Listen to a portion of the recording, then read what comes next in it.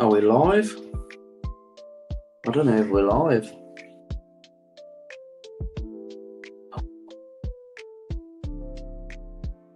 I'm going to guess that we are.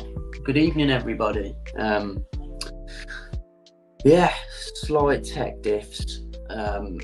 Well, say tech diffs, I think just a few technology problems, but welcome all to Nimble and Cool Han convention talk. Well, Nimble as it stands. But I'm sure Cool Han will be with us shortly. So, yeah, the crack for tonight. You know, it's a chilled Friday night. None of us are out and about uptown or nothing. We've been speaking in the week. We thought, you know, we wanted to have a good catch up, and then we thought, well, why not turn it into a stream? I've got stuff I wanted to, you know, show off. I know Cool Han wanted to shoot the ship about some stuff too. So where better than to do it on the Cool Han show streams. Tonight I will be doing a live build too. I've got the Imperial dropship versus Rebel Scout Speeder. Recently I've been starting to get a bit more into my Imperial sort of stuff, ready for Wednesday. If you know, you know. I'll have a look who's in the chat in a second. I just want to finish my brew, but yeah, suppose in terms of Lego news, not a lot going on at the moment. Suppose everyone's waiting for Star Wars wise. We got the Death Star coming, haven't we? We got the Christmas 8080, and I'm pretty sure that's it, isn't it? I don't know how excited everybody is for that Christmas 8080, or if people are even planning on getting it. I know I am. I just think that Vader fig and the cape, oof. As far as capes go, that's definitely the best Lego one I've seen. Oh, it's a lovely cup of tea, though. Fun story. That's not very fun. It's actually tea from Ireland. Slurpee, the one and only, sent me over some Irish tea. He knows I'm a bit of a tea connoisseur.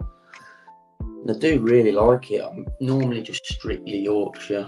Don't really like to dip me toe in any other tea bags, but Punjana's pretty good. He also got me on Barry's tea. Don't know if any of you guys watching have had that.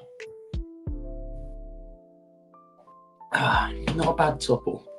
Right, let's see who's in the chat.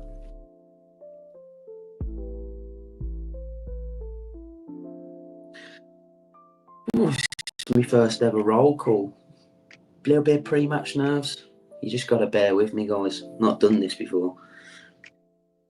I can't do any of the stuff like popping people up either. This is a very B-Tech show, so just bear with me. We're raw dogging it. So we got Muttley, absolute legend. Good evening, buddy. Ultra, another legend. Good evening, sir. JMB, Friday, fellas. It is Friday. There's no fellas, it's just fella. Friday, fella. Apparently there will be a live stream here tonight. I don't know if we can call this a live stream. This will just be me waffling shit. Padawan, this isn't Sunday. Hop on, mate. You are live. Yeah, you're live. Oaktown, what's going on, buddy? Brick Dynasty. Ken, how you doing, buddy? I'm the Pop. And Mayo, welcome. Don't know what time it is for you over there. So, question for the chat. Has anyone had any Lego pickups this week? Yeah, well, I've been staying quiet because I've got a big one coming on Wednesday. I know Mutley's been busy, having good conversations with him. JMB, if you're still out there, I haven't seen many of your recent pickups. I suppose, how's your foot though? You've been off work, haven't you?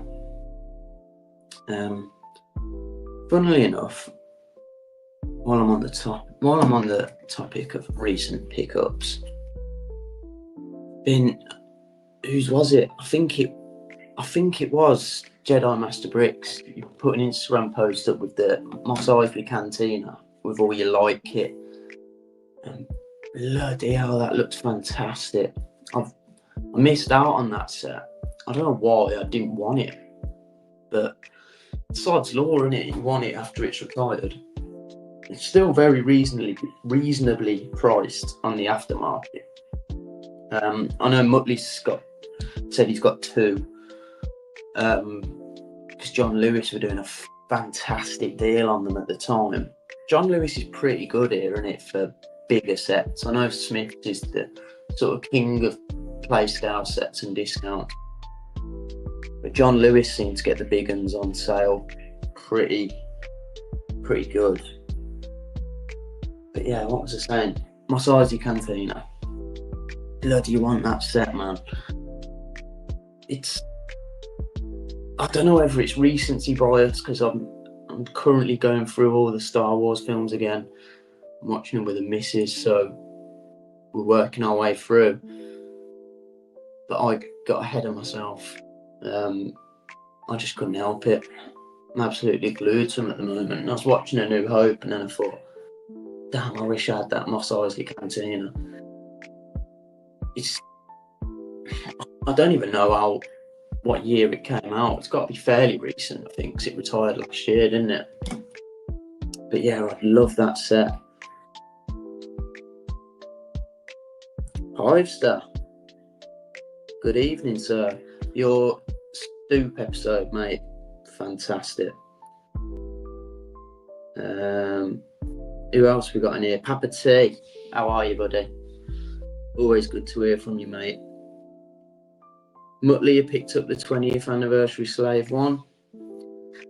I don't know how you do it, mate, but you just find these deals everywhere, don't you? It's like, I don't know, it's like you're a magnet for them. It's class. It's so hard to not spend money when you've got Mutley sending you discounted stuff nearly every day. I love it though. Don't stop doing it. Cantina's goated, bro. It is. I mean, I think the one thing stopping it from being probably S tier, and I don't even. One thing I say, when you're doing like S, A, B, C, I have not got a clue what S means. I just know it's the top. I would say BG at the top, bloody good, or BB, bloody brilliant, and that would be my top. For the Cantina to be bloody brilliant, I think it'd have to have a closed top. I get why it's not, but I would like to display it with a closed top, but nonetheless I still want it. Papa T, you picked up the Black Pearl. Now, the Black Pearl, I've never even seen Pirates of the Caribbean, and I don't plan on it either, because it's the same situation with Harry Potter. Not just Harry Potter, there's loads of things as well. Marvel, I've not watched any superhero films, it just ain't my cup of tea. I don't want to start becoming a fan of these things, right? And then, oh, that's a nice Lego set. Oh, 30 quid. Oh, yeah, that's nice. And then I end up wanting to buy, I don't know, Hogsmeade or the Bugle or whatever. Same with the Black Pearl. What a fantastic set that is. Just looks menacing, doesn't it? like absolutely menacing. Is it like a glowing? Is the fig at the front as well? Is that glow in the dark? If it is, it's sick. And it's a shame for the GWP because I know it ain't got any figs. That necessarily don't bother me. I just hate the yellow box for GWPs. I just think it's so ass. It's like when they can't be asked to. I don't know. It just seems lazy to me. I don't like it. Who else we got in here? Well, who else done some pickups? Ultra picked up some Firestar stuff. See, I know a lot of people are into their Firestar. I've never, tell a lie, I've only ever picked up one thing from Firestar, and it was a ghoulish gunslinger from Fallout series. But it was because I missed out on the K-Town one on its first drop. And to be fair, it was actually quite good quality. The thing with Firestar for me that puts me off is it's all UV printed in it, and I'm just not a fan of it. Even though the designs are cool, I just love that pad print feel because it just feels real. Do you know what I mean? Thing is with some customs sort of look too accurate. It's hard to make that sound like a knock, but there's some custom stuff, and I think there's just too much going on. And you see it more with Star Wars stuff, like custom clones and that. There's just too much detail on them, and they just don't look like Lego. And that's what we want. Mayo, it's 3:48 a.m. But I woke up at 2:30. Mate, that is a strange time to be up, but fair play to you. Star Wars and Lord of the Rings will always be top anyway, Nimble. JMB, you're probably right, although I've sort of, in terms of like fandoms, like real things, yeah, outside of Lego, I'd have to agree with you. Star Wars is always just nothing will ever compete. In terms of Lego, I think I'm going to have to come to a decision soon where I'm going to have to cut down and stick to one theme. My Lego loft is getting very enclosed. It's getting very tight up there. And I don't want to have to run out of room because I'm already running out of storage space in my house. Having a little one. JMB, you'll understand this. There's just toys galore, tat everywhere. And it's just like, where does it go after they're done with it? If it's good stuff, it ain't going to go charity shop. You're going to keep it. But I'm like, oh, I don't want it in my loft. That's my Lego loft. So yeah, big decisions are coming next year, unfortunately.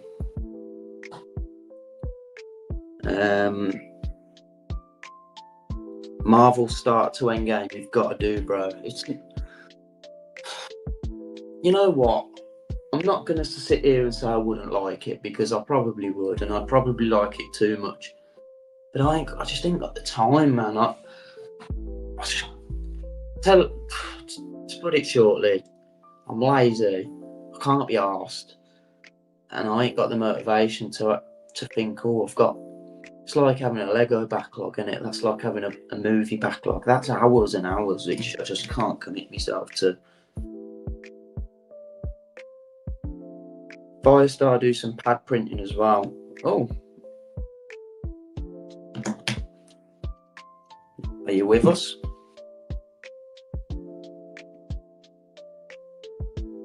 Martin? You alright, mate? Are you with us?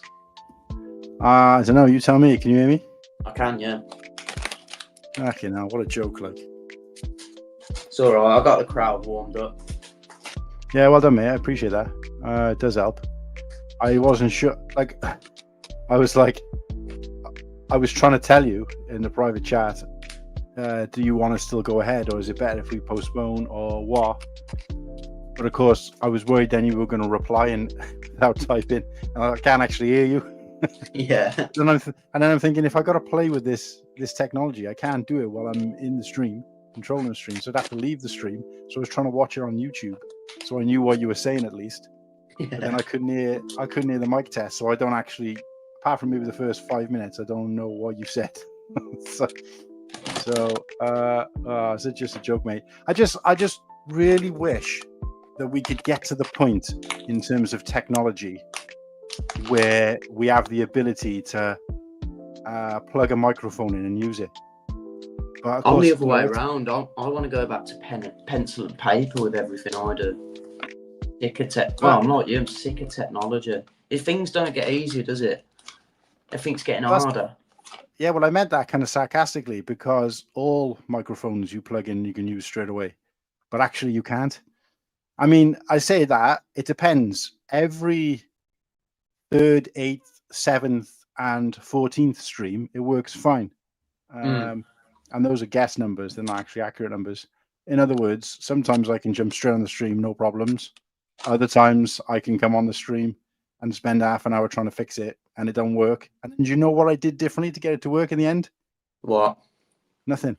I didn't do anything.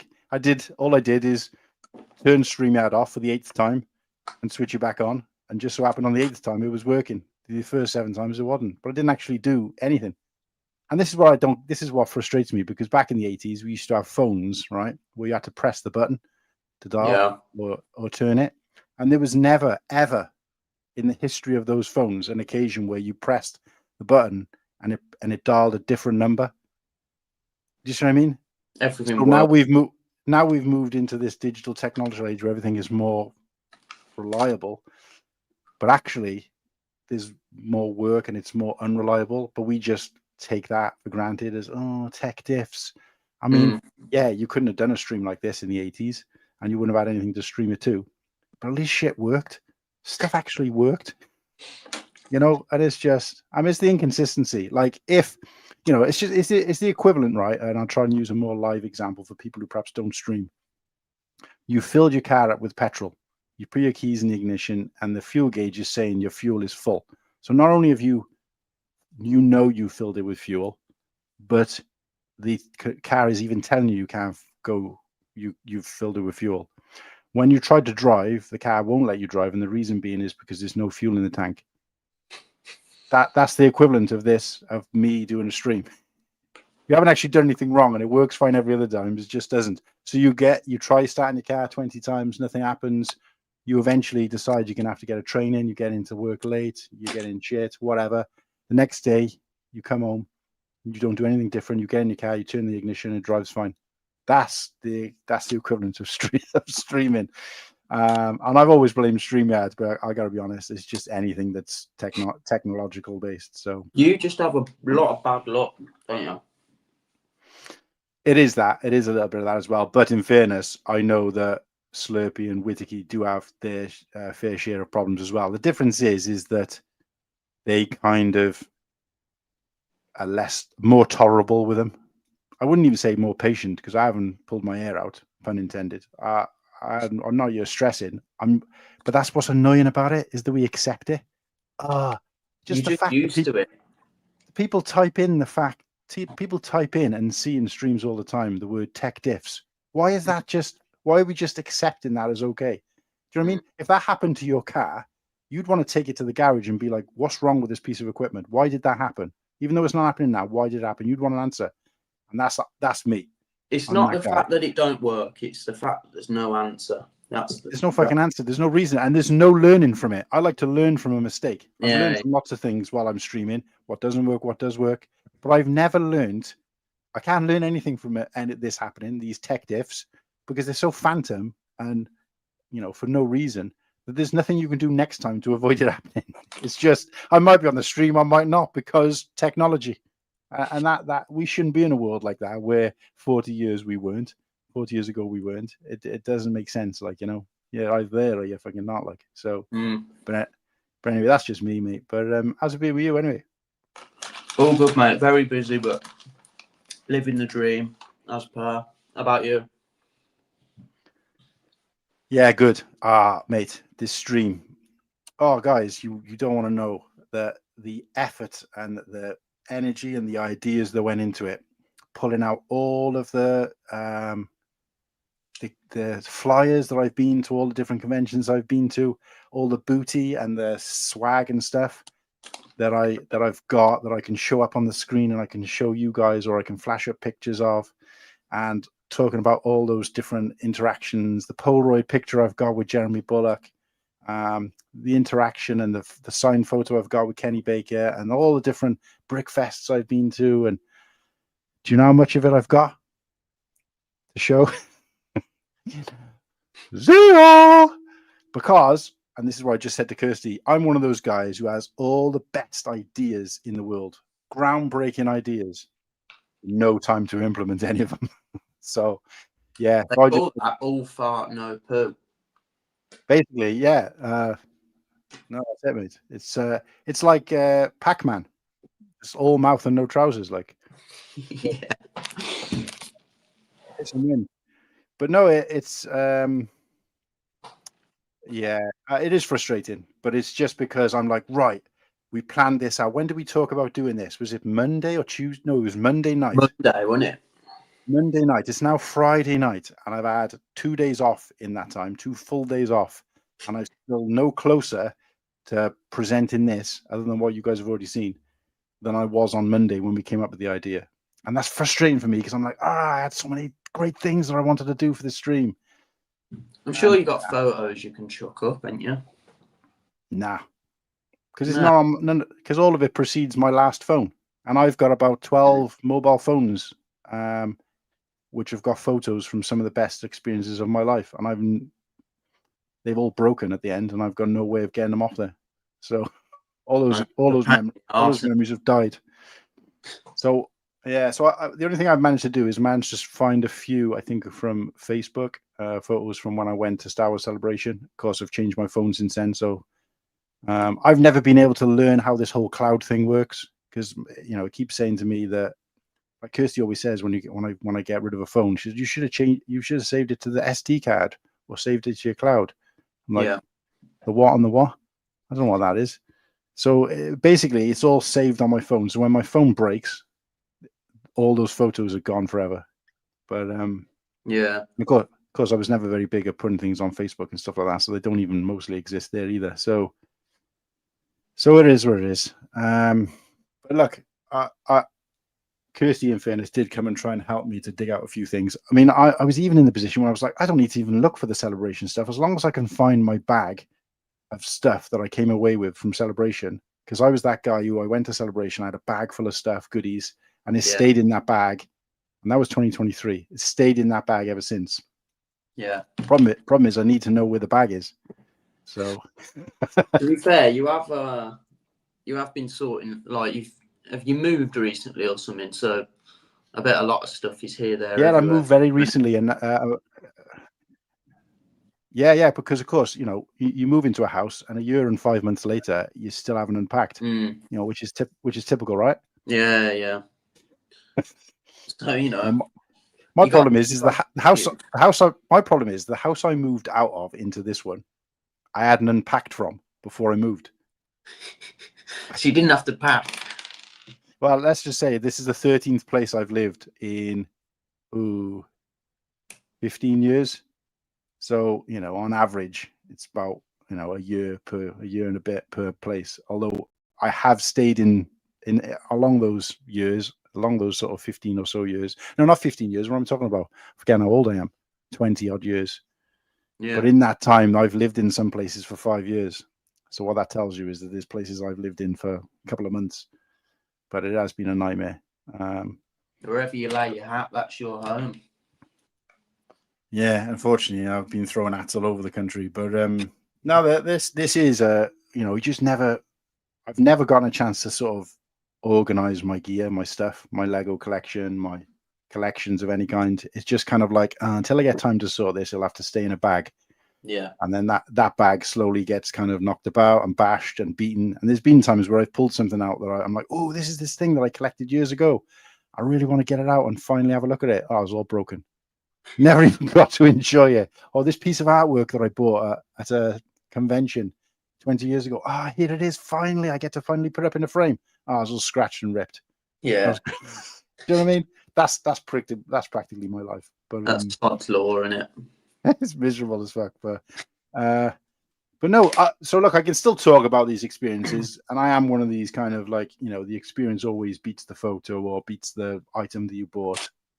I'll be honest, I am more that kind of person anyway. Oh, 100%. I hold those experiences close to my heart. I'm just disappointed that I didn't have a little bit more time to kind of dig out some of the things. And of course, as I talk about some of these things, and you'll probably be the same, but as I talk about some of these things, I'll be saying that I've got this photo, or that I've got a photo that Kenny Baker, from the guy from Inside R2D2, accidentally spat out his word as original, and it rolled across my photo, and his missus picked it back up and popped it back in his mouth. You know what I mean? And I've got that picture somewhere. Really? Yeah. I've got a Polaroid of me sat next to Jeremy Bulloch, and I'll just tell this story now, because of course there's no point telling you a story about what I'm going to tell a story about. So I went to a convention in Cardiff in the Angel Hotel. Yeah. And for £5, a crisp £5 blue note, I got the following. I got to meet Jeremy Bulloch, the guy who was in the original Boba Fett, right, for Empire Strikes Back and Return of the Jedi. I got to meet him. I got to have a conversation with him. None of this, you can't touch. You can say one word, or you can have a signature, but you can't talk to him. None of that bollocks like they do nowadays, where it's £1,000 to look at him for 3 seconds. Yeah. And then you're never allowed to set eyes on him again, and all these stupid things they do nowadays. Yeah. This was £5. I got to meet him, chatted to him for a little bit, like a proper conversation, because at this point we were asking me and my friend asked if he'd been invited to the premiere of the new movie that's about to come out. Yeah. And to be in Phantom Menace. So, we'd heard about that. So this was, I would want to guess, about 97, 98. So, we had that conversation with him. He signed a couple of things. So I'd bought separately 2 postcards. One for my dad and one for me. He signed both of those and put a different quote on each one. And we had a Polaroid taken of me and him posing together. A girl came and took a Polaroid, gave us the Polaroid, and he signed that as well. So for three signatures, I mean, I could have taken anything, but I only bought those postcards there because I wanted, it does say if you want him to sign anything, and I didn't think to bring anything. So I bought them there. But if I'd taken an action figure or anything else, that would have been included in the price. So it was him signing the thing. He did have artwork and stuff of his own there as well that he also sold, but the signature was included in buying it. But I didn't want anything big. I was happy with just like having A5 postcards. So I had 2 of those signed, Polaroid signed, conversation, chat, all the rest of it. It was about 10, 15 minutes all in. That is fine, because like you say, I mean, you won't, with £5, it wouldn't even get you like, it wouldn't even get you join the queue for that. Yeah, you wouldn't even be allowed to join the queue for that, whether you're buying something or not. I know, yeah. I mean, adjusted for inflation, that's probably a little bit more now, but yeah, but it's still, you're not talking an eternity ago. You're talking like 25, 26 years ago. So, and I mean that is an eternity for some people, but that experience was golden. And yes, I haven't got those postcards. One I gave to my dad because it was always his favorite character as well. Yeah. I mean, my mate did make the distinction that he said, "Did you notice that he wrote?" On your dad's one, my dad's name's Phil, right? Shout out to my dad, Phil. On your dad's one, he said, "Stay cool," and on your one, he wrote, "Be cool." So he's like saying he already knows your dad. He already knows your dad's cool. He needs to stay. But you've got a long way to go before you're cool. And now you're cool, huh? I was going to say, right, in 20 odd years, I'm going to make that my name just to spite him. See, that should have been your backstory behind your name. That's cool. I didn't even just think about that, to be honest, until you said it. But no, I mean, that experience was great. But it was, and like I said, got the postcard, I did buy other artwork as well from that. So what was that? Like was it a convention just for Star Wars, or was it like a Comic-Con for a load of stuff? Or but bear in mind there was no such thing as Comic-Cons as such then, because at that point I don't even think Celebration was a thing, and Celebration was the first sort of convention to kind of, I mean, there were probably smaller versions, don't get me wrong, but I'm pretty sure Star Wars Celebration, even though that was specifically for Star Wars, was the first convention, which was created in the kind of 90s. I believe it was around about the time of Phantom Menace. Right. That, had this kind of big, grandiose type scape. Prior to that, there was these little things, and I don't even think they were called cons. I was trying to find, again, I wanted to find the little flyer I had. I don't even think they were called conventions, and even if they were, they were called conventions then. So I still call them conventions. People call them now cons. Like I was saying to somebody recently about, did you go to a convention? They were like, oh no, it wasn't a convention. It was like a Comic Con.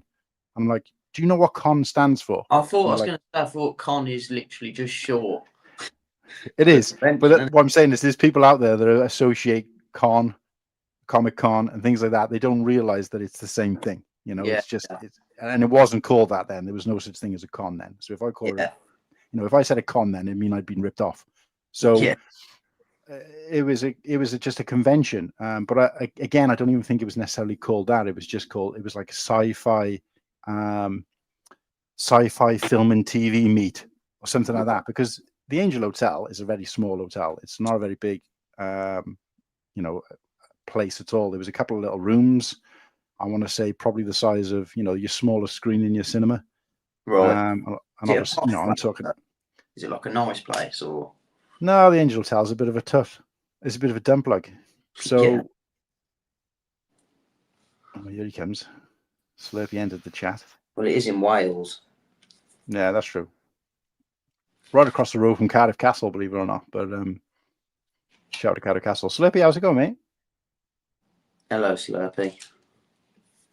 Oh, he's just joined for the shits of it, like not because he's got anything to add. He's trolling, isn't he? He's trolling us. He's showing how easy it is just to log on. But perhaps he's having audio and visual difficulties as well.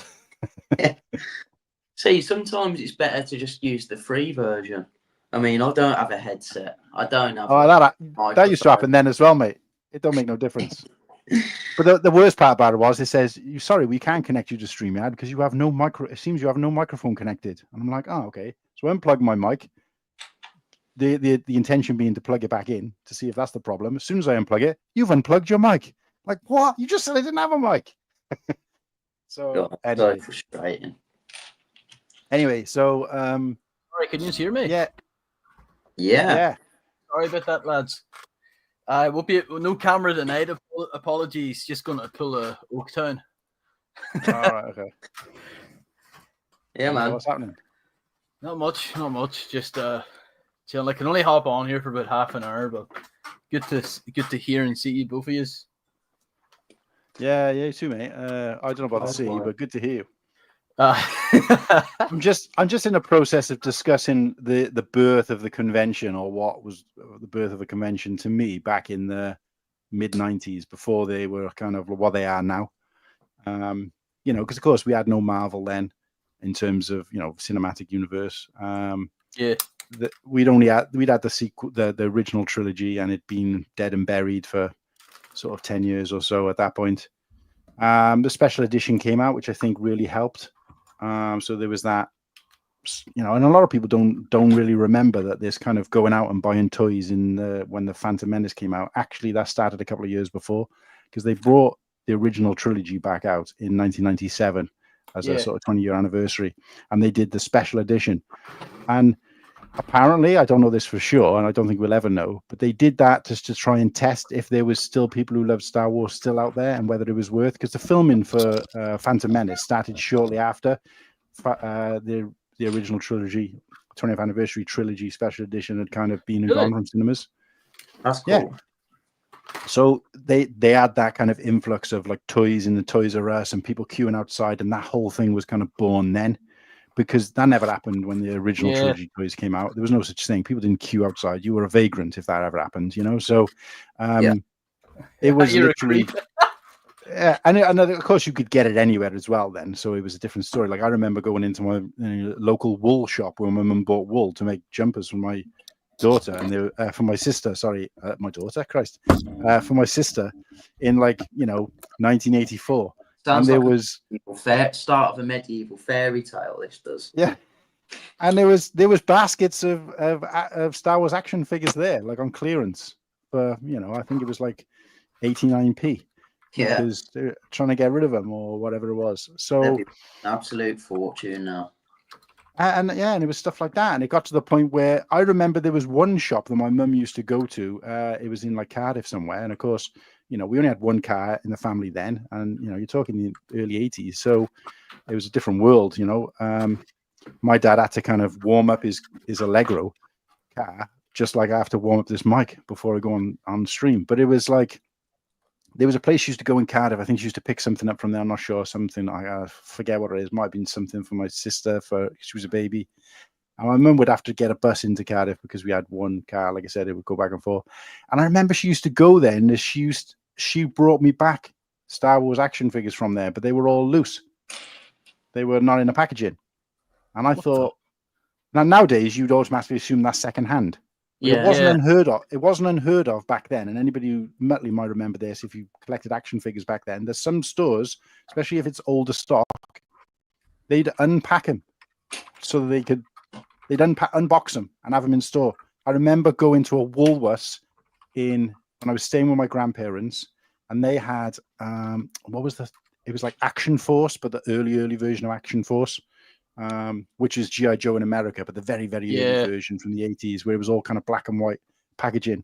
And they had those in one of those, like a tall false bottom basket thing. So it was probably, as a kid, I was kind of having to look over it. But as an adult, you'd be looking into it. And they used to, like in Woolworths and stuff, they used to have like chocolates and sweets on them. They bring the base up to make it look fuller. But those were just full of these loose action figures. And they're all brand new. But they're just taking them all out of the packaging just as an easier way to sell them, kind of thing, to sell them kind of loose as opposed to in the packaging. It happened all the time. So I used to say to my mum, "Can you bring me back some Star Wars action figures?" And I remember one Christmas getting the Chewy belt, the Chewy bandolier or whatever it's called. Yeah. And you used to be able to have one of them to put your Star Wars action figures in, so you could put them in the little things where as effectively as bullet would go. So I had them. So me and my brother had one of those each for Christmas. But they had the action figures already in them, and all of those were new as well. Like they were figures we didn't have. So, all right, that whole I got a new action figure, and I opened up the packaging and stuff like that. We didn't care about that. Like I used to tell you guys that we'd come down Christmas morning and we'd have a Lego set for Christmas that was built. Yeah, and it wasn't secondhand, because you couldn't even get stuff like that secondhand. Then it was just where you getting stuff like that from? So there was no secondhand shops. There was no charity shops. You didn't have stuff like that. It was just people had something until they binned it. And that was it. And even then, it went onto landfill bin bag. So anything you guys threw away is probably still, especially if it's Lego, is still sat out there on some landfill somewhere on the planet. Oh no, definitely not Lego. But yeah, so this was a thing. It wasn't unreasonable for like my parents, and of course, I never went into school and told people about this. And they're like, "Oh my god, they unpacked your toys." That's what happened. I came down one morning and I had the Action Force or the G.I. Joe, like the Doom buggy, and they set it up under the Christmas tree with like the couple of the character action figures like hanging off the side. That's what my parents were doing, and I don't think that was necessarily mental to me though. Didn't see that as down if that happened now. I mean, I'm going way off the point, but the point I was trying to make is that it was a different time. It was a different time. I don't even know how I got onto this point. But we were talking about like action figures and stuff like that. And I think the point I was trying to make was that when we went to this convention, when Celebration, the special edition trilogy came out, people were there and they were buying these toys, and it was when you started seeing people queuing outside, and it was on the news. It was like big news. The people were waiting, and people were storming into a shop and trying to grab everything off the shelves. You've never heard of that before. It happens now all the time, especially at things like Black. And of course, Black Friday. Like we were talking recently, I had a managers meeting recently. We were talking about Black Friday. This year they're making it Black November. And apart from the fact that that sounded kind of like racially wrong, I was just like, why has it turned into a whole month for a day that never existed in this country in November anyway? It was always it was always Black Friday in the US because it was the day after Thanksgiving, right? It's always the day after Thanksgiving. Black Friday in the UK, if you look back far enough, was always the day after the factories, or the day the factories closed, which was the last Friday before Christmas. So if Christmas was on the Monday, it'd be the Friday before. That was Black Friday. And they called it that because it was the day the factories closed. And of course, most of the factories back then were like steel mills and particularly coal. So it was like Black Friday. You got to, I don't know where the word actually came from. I'm not going to pretend I know that, but that was what it was known as. When I was a kid, Black Friday was that, and my parents always knew it as the last day to go shopping. You know, you finish work for Christmas because everything closed down for Christmas then, you know, and it was like, when somewhere along the line, that's been forgotten about, probably at the death of industry in the UK. And then we've adopted this American Black Friday for whatever reason, because it has no significance to anything in terms of time.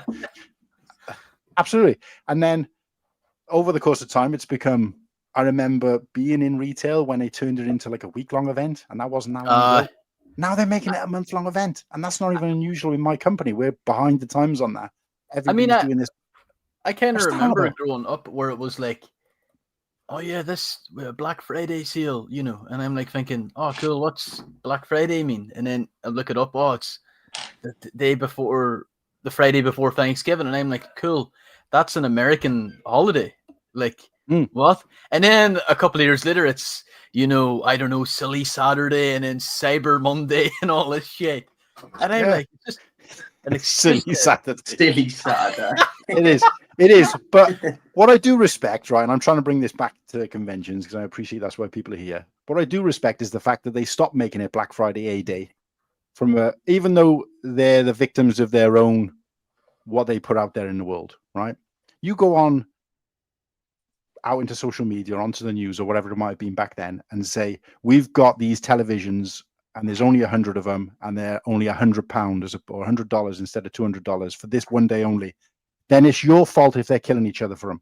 Your fault, because you've made it so exclusive it's unreasonable, right? And that's what you get. And this is why I'm trying to bring it back to the whole convention thing and you know, the reason why conventions, I feel, were born. Seeing that transition as an adult or a young adult and an adult is that they've created this. So now they have to spread it out to a week-long thing so that people, it isn't so limited that you've got to get in there and kill somebody. You know, think Jingle All the Way kind of thing. And I remember things like that happening when I was young, where this new toy came out and everybody's got to get it. So they're fighting over each other. They're killing each other to get it. And that was what was happening with Phantom Menace. That's the first time I saw it to the point where it was adults. Before, you were adults doing it for kids, or there was something else, or there was, you know, I've got to get the Donatello because that's what he wants, rather than the Leonardo. Oh, I've been stuck with the Bebop because that's all I could get for Christmas. There was all that. Don't get me wrong. But Phantom Menace coming out and those toys coming out, and the original trilogy toys coming out, and that was born from the fact that people had this notion in their mind that because they'd heard that a Boba Fett, some weirdo who was mocked for 20 years for keeping it in the packaging, and like, why are you doing that? Managed to find it and sell it for thousands of pounds. Everyone's like, right, I'm getting in there and getting as many of these as I can and keeping them, and then I'm going to sell them for thousands of pounds in the future. Not realizing that you're not the only person with that idea, so therefore the idea no longer works. And we're still seeing that today. And I go, ACOB, I know they did a show. I don't know if we covered this in specific detail, but the reselling dead? Was it? Oh no, sorry, it wasn't ACOB. It was Brick Dynasty, I think. I remember seeing a stream setting up about, is the whole reselling thing dead? And I think if it isn't dead, the people who are still buying into it are idiots. But the convention was born because it was this opportunity to get hold of things you couldn't get hold of at that point. So for me, the conventions, when I first went to them, were mostly some of the action figures you'd missed out on. Yeah, you were paying silly prices. Like I remember going and seeing the Princess Leia, the first version of Princess Leia that came out, the Power of the Force version, where her gun is slightly longer, and then they shortened it after the first run. Now you could buy the second run version of that same figure, which had like green packaging, whereas the original one had the red packaging in the background, and you could buy it for £5 in Toys R Us, right? Yeah. But this guy was selling it for £7, and I was thinking, no, I'm not paying that. I'm not paying that. That's £2. Like now you wouldn't think about that twice. But this is what it was, and it was people there, like, you know, these unusual people, as they were called then, who were paying silly prices for things, but it was still unusual to see. You know, you could fill a very small garage with the amount of people who'd go and pay a slightly more price because they wanted this in their collection. Now you only got to go to Brickworld and you see thousands of these people, and that's one event, you know. So I think the reason the convention became such a big thing is because people out there realized, especially with something like Star Wars, which takes up the majority of floor space on any convention, certainly any of the ones I've been to, because it is the one that's probably, you have got things like Star Trek, Doctor Who, things like that kind of also help to bolster it. Yeah. But generally, Star Wars takes the biggest piece of cake in any of these events, and that the same can be said with even Brickworld, because I think there's a larger percentage. It might only be 10%, but the next thing down is 8%. So it's not. I'm not saying it's not 55%, 60%, 70%, but it's a larger percentage of representation of Star Wars than anything else. You're going to walk around the garage sale, and there was, for every 10 sets, 2 of them were Star Wars, and there's 100 themes. Do you know what I mean? So it's like that's quite a large percentage when you think about the whole thing. But I think having the original, the special edition trilogy come back and make a resurgence in some kind of ways, people seeing how popular that was and thinking, right, let's make another set of trilogies. And then it was just this rumbling of there's adults out there who grew up on these movies who are still interested in it enough to pay into it, to come and see these people, to come and see these characters. And I think if the guy who arranged for Jeremy Bulloch to be there and charge £5 to meet people could go back, I bet he was shooting himself afterwards and thinking, I could have charged 50 for that, and there would have been the same amount of people in the queue. It's because the adults that were growing up with the original trilogy, by the time that stuff was coming back out, they're all adults who now have adult money. Absolutely. So they're now buying all the stuff that they couldn't have when they were a kid. Absolutely. And for us, I suppose. Yeah. And my whole point is, even though it's somebody said recently to me that stop using the term long story short, because for you it's short story long. But that because it's true. And that was somebody I know in real life, so you can imagine what I'm like there. But it's true. Short story long is the birth of a convention came from, I think, most money. Of Star Wars, No. But the people realizing this, there is idiots out there who still want to buy into this stuff, still are interested in getting this rare stuff, and that obviously that explains all of us, including the people in the chat. Because otherwise, why are you here? But I think everybody who's ever set foot in a convention knows that, like I said, now we just think it's a place to collect, and we call it a community and all the stuff like that. But I'm just talking about where the idea was born from, and it was born from somebody thinking, I wonder if there's that, because like none of these conventions were for kids. I never saw a single kid when I went to any of these conventions. It was teenagers, late teenagers, and adults. Yeah. And of course, they were even then they were trying to, because obviously there was no Pokemon and stuff like that then, so they were collecting things then that I'd never even heard of. Like people are going and collecting stuff from what's that film with the Xena warrior princess and stuff like that? Like that was massive then. Yeah. Oh, I know what you mean. Like I'm looking up, and like the first Star Wars celebration, you think it'd be going back a long time, but it was 1999. Yeah, that's what I'm saying. Like literally like a month before Phantom Menace, and it's like it must have been. Thank you. Like I've talked to like a few people that are like older, and it's like they're like, yeah, growing up after Return of the Jedi, like late 80s, 90s, Star Wars wasn't cool. Like it was old, and it was like there were toys and stuff like that. It said Palatoy, but the only thing that kind of kept it alive within the community were like the really weird comics, and then I think the Thrawn trilogy and all like the books. Like, well, well, to be fair, they made games and they did make video games for Star Wars, but they weren't like. I know they're a product of its time, but they're kind of shit. It wasn't until I think Dark Forces, which was like a shooter game, I'm like, damn, finally, these are pretty good. Conventions is like, yeah, when I think of conventions, I do think of like, I always think of Star Wars, definitely. That you're making an amazing point there, mate, because Star Wars conventions are for conventions. Sorry, Star Wars Celebration and conventions in general are for fans what the EU was for, what Timothy Zahn's trilogy was for the EU. So Star Wars was dead and buried. He decided as a fan that he wanted to write some stories. He got, the tick box off George Lucas and Lucasfilm to expand the universe himself, because nobody else had any plans to do it.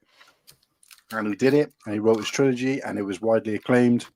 Yeah. And then other writers started getting sign off from, then had to get sign off from Timothy Zahn to expand that universe even further. And it jets out in lots of different directions. And I've got what I'd say is quite a covetable selection of EU books, novels, ranging from, obviously that Zahn trilogy, right up until some of the stuff that's come out.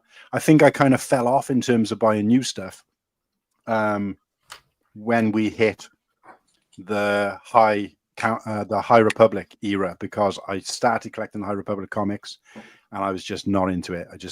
Wasn't for me. I did a few other things around that era, sort of Phasma and stuff like that, some of the standalone books. But in terms of like that, I spent my time going back and collecting older books, secondhand books.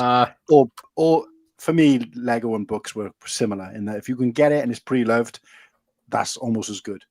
The difference is with a book is that a read book is no different from a unread book in terms of what you get from it, whereas a Lego set can be tarnished, it can be damaged, it can be missing some pieces, whatever.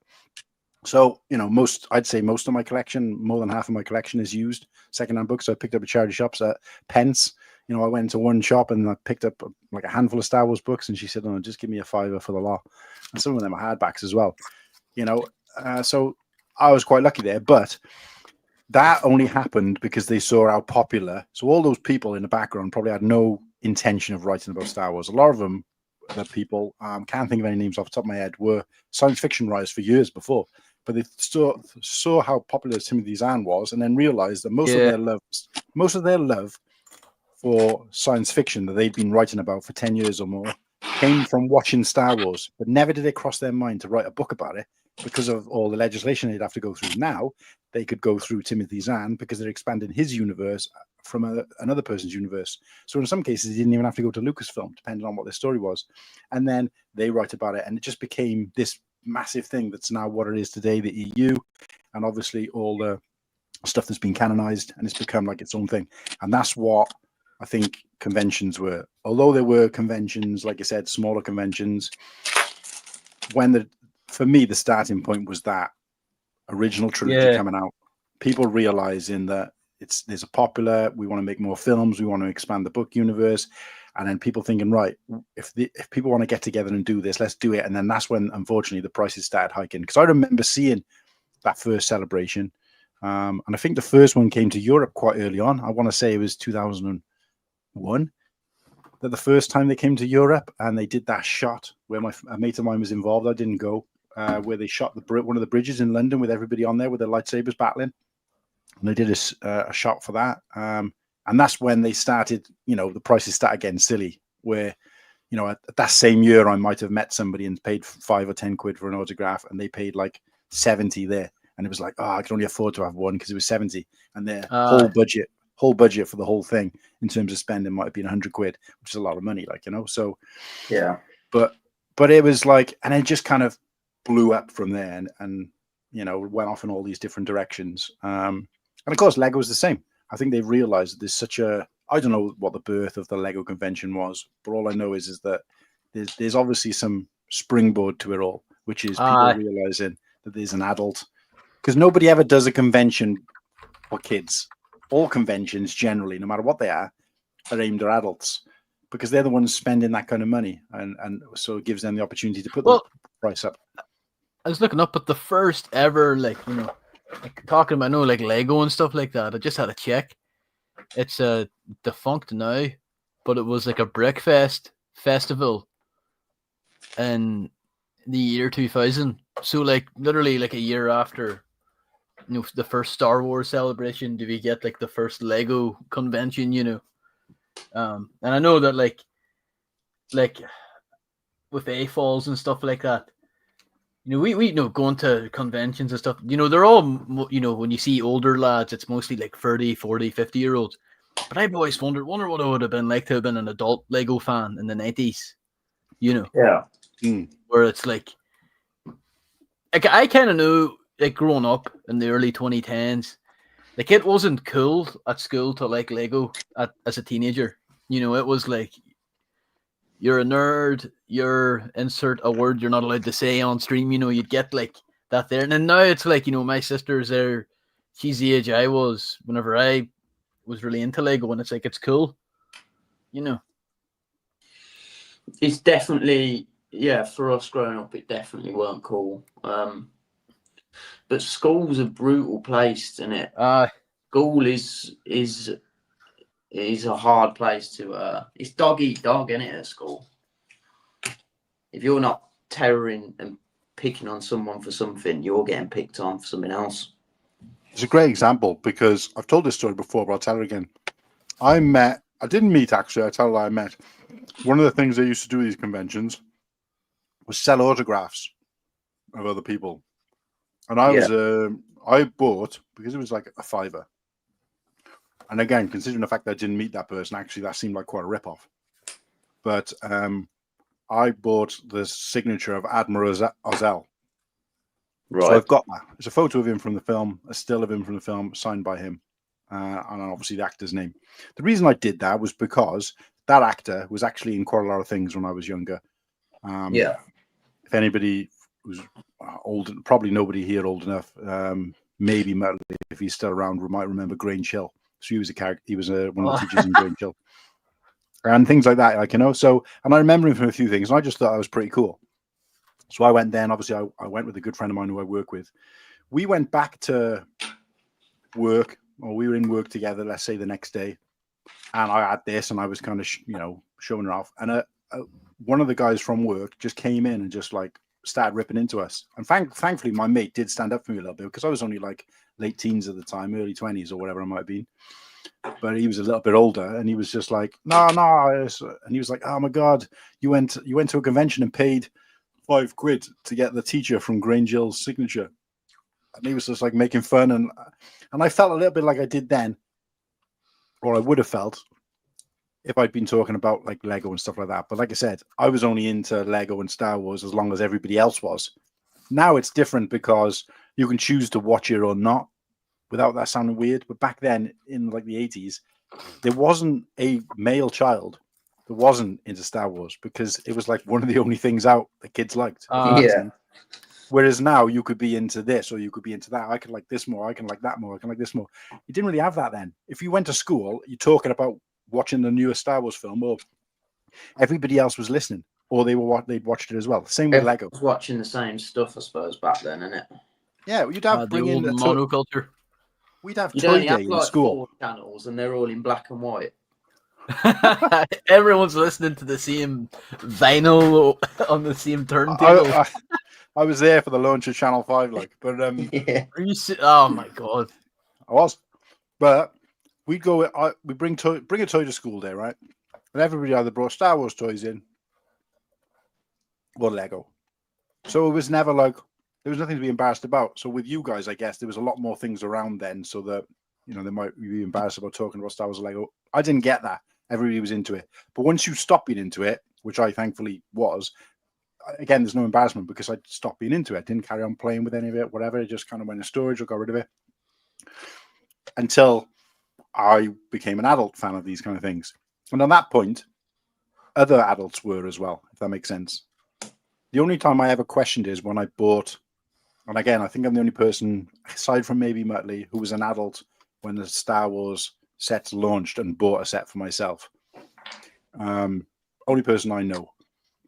And because most of the people who were kind of my age group who were around or adults when that was launched, didn't buy it then or didn't get it, like Whitkey, for example, didn't get into it too much later, but actually bought a set. But I was actually embarrassed to buy it because to me, at that point, Lego was a kid's toy. And it wasn't until I kind of realized there's a community out there of adults much later on that I remember reading the magazines that I used to collect, which were Star Wars figure magazines, but they did sometimes talk about other things. And I remember somebody building for a convention, I believe it was. It wouldn't have been a Lego convention necessarily, or it couldn't have been at that point because when you said the first one was. But somebody had built out of Lego, and again, there was no sets, no licensed sets, but they built out of their own sort of Lego buckets an X-Wing. And I remember thinking, wow, Yeah. Look at this, look how creative this is. They've thought to build. I was into Star Wars when I had Lego, and I had lots of it, and I never would have thought to build those sets. I found that magazine recently, and I don't think I've looked at it since 1997 or whatever it was. And I found it the other day, and they look like dog shit. They look like absolute dog shit. I know, but like at the time, like when you only have 4 Lego brick types, you know. Yeah. You know, that honestly, like, I built a base and everything. They built a base, and like I said, if I was to have someone like True Squadron on now, who's kind of the master at making like kind of landscapes, and I showed him this, he'd be like, "What the fuck is that?" But at the time, that would have been inspiring for people to get to where they are now in terms of building mocks and stuff like that. Yeah. So the guy who built that probably was the inventor of mock. He went on to design like the first, like, he actually owns Lego now. He's the guy. He's like a cool Han guy. He was the only one that supported me. Everyone else bullied me. But no, like obviously to try and bring it back to conventions, because that's why we're here. I got embarrassed about telling people I was going to conventions, because at the time there was a stigma involved in it, in that you were a nerd, you were into science fiction to the point where you've got to go and meet these people. Who does that? That's for weirdos. And I'll be honest, most of the people in the queue, if you saw them now, you know, where their coat is kind of got a big stain on it, or one of their jean legs was rolled up randomly. I mean, that's probably a fashion now that I'm missing, but you know, or you know, they were kind of, one of their eyes was facing in the wrong direction, and it was just those kind of. Well, that was. I like, you know, the thing is there is stereotypes. That was the kind of people it's like, you know, like I hate to be like outcast, but it's like, yeah, there were those guys. Like, I've been to a few AliExpress comic cons here, you know, like actors from Doctor Who and all that. And it's like, yeah, no, me and my brothers would go, and we're like relatively normal looking. And then you'd get like people full decked out in like Stormtrooper gear or like Marvel. Oh, yeah. But there's always the sweaty mid-30-year-old in a trench coat. You know, and it's like the glasses down to the nose, and then when you're waiting in line to buy an action figure, they swoop in. This is mine. You know, there always is that guy. This is mine. You can't have it. Actually, because like, but I think most there's people a reason why that's a stereotype, isn't it? Like, that they are real people like that do pop up. But it's fucking weird, because when you start going to conventions and you see that type of person, you're like, are people like cosplaying this guy? It can't be real. Are people on the bloody wind up or what? Well, and not to want to kind of, you know, I did say some things there about people with weird eyes, and we've, you know, alluded to like speech impediments. Like, I should also say that I felt, you know, I was a ginger. You know, my other mate was kind of balding really early on in his career. You know, so we were. Don't get me wrong. Look, I'm half blind. I can't see for shit. So people make fun of me all the time. Like, that's what I'm saying. And what I'm trying to say is, we weren't in the queue going, "Oh, look at all these weirdos." What I'm trying to say is that there was a specific type of people going to these conventions then, and it was almost like, not that I've ever been in one, but it was almost like coming out of one of these kind of adult film shops or something when we came out of there. Yeah, because these conventions I used to go to are always like really dark kind of places, dark, dingy type things, and you're coming out of there and it's broad daylight, and you're kind of like looking around, making sure nobody's seen you come out of there. Feel a bit naughty, like. Yeah, and you're putting your stuff in, and you know, you ask for I'm buying this magazine, this comic, or this action figure. Have you got a bag that's not see-through? Don't want anybody seeing this on the train on the way home. That's what it was like, genuinely. That's not me even exaggerating. I didn't tell people about it for years. What got my goat, though, and I got my goat for two reasons. One, frustration with them, and one, frustration with me. What got my goat is when these conventions, particularly when like Marvel movies and the Marvel MCU got big, and they started having these conventions, and people started going to these conventions, like these things I used to go to, almost embarrassed to talk about. People started going dressed as the characters, and I was like, "What? You can do that? Would I have been allowed to do that back in the 90s?" It just wasn't heard of, right? And again, I'm only talking from my own opinion in terms of what I saw, but it just became this big thing, and it was always like, "Yeah, I'm going to the convention. I'm going to so-and-so. Didn't you go?" Oh, and I remember one of my mates who was the kind of person who would make fun of you, perhaps, if he knew I'd gone to one when I did, because he's into Superman and he's into, whatever, the Marvel movies and stuff. He asked me, did I go to Cardiff Comic Con? And I remember being like, no, I didn't. It's like much bigger now and it's way too many people and it's kind of over the top and it's not my kind of vibe. And he's like, oh, but I thought you were a science fiction fan. Oh, you would have loved it there. And it's like, and even then, so two things I was frustrated about. Frustrated about the fact that I never was more open about the fact that I went before, so I could actually say to him, hey, I was going while you were snoozing, like, or, yeah, that kind of thing. But also frustrated, like, at them for all of a sudden now they've jumped on what I class as the bandwagon. And it's like, because I felt like, I've been doing this for years and you would have made fun of me about it. Now it's suddenly become cool. Everybody's doing it. And it's almost like you're weird if you're not going to a convention. Do you know what I mean? So there is that element too where, like, that kind of extends into on the internet as well, social media. Like, I mind, like, years ago, let's just say, like, some people put really low effort into certain cosplays because it gets clicks. And I still feel like that's still, you're always going to get that, like, the low hanging fruit people where it's like, I hate to be gatekeeping, but it's like, all right, they went for that because it's easy and that they can probably cultivate a fan base too. But that's a different fucking can of worms. Like, I never, it's been a long time since I've went to even a non-Lego convention. It's maybe been 7-8 years, but like, I always feel like when you go there, everyone's like, oh, like we all belong here. But there also is that element too where it's like, Comic Cons are so generalized as well. Like, there's people there for anime and there's people there for, like, I was there to see Michael Veen. He's the actor from Aliens and Terminator. And it's like a film that came out a generation before I was born, and I was like, oh, this is one of my favorite films I've ever seen, and then there's people there to see Doctor Who. So, like, you're not all the same, Whereas I've never been to that's why I really want to go to like a Star Wars celebration. I want to see what that's like, where it's like everyone loves this. But then you get there and there's people that are like, I only like the Clone Wars, or I love the third act of The Last Jedi the most. There's probably people where there is their own wee subgenres as well, Like, yeah. There's different levels of fandom, isn't there, which you don't really like when you go to, and let's say, a convention.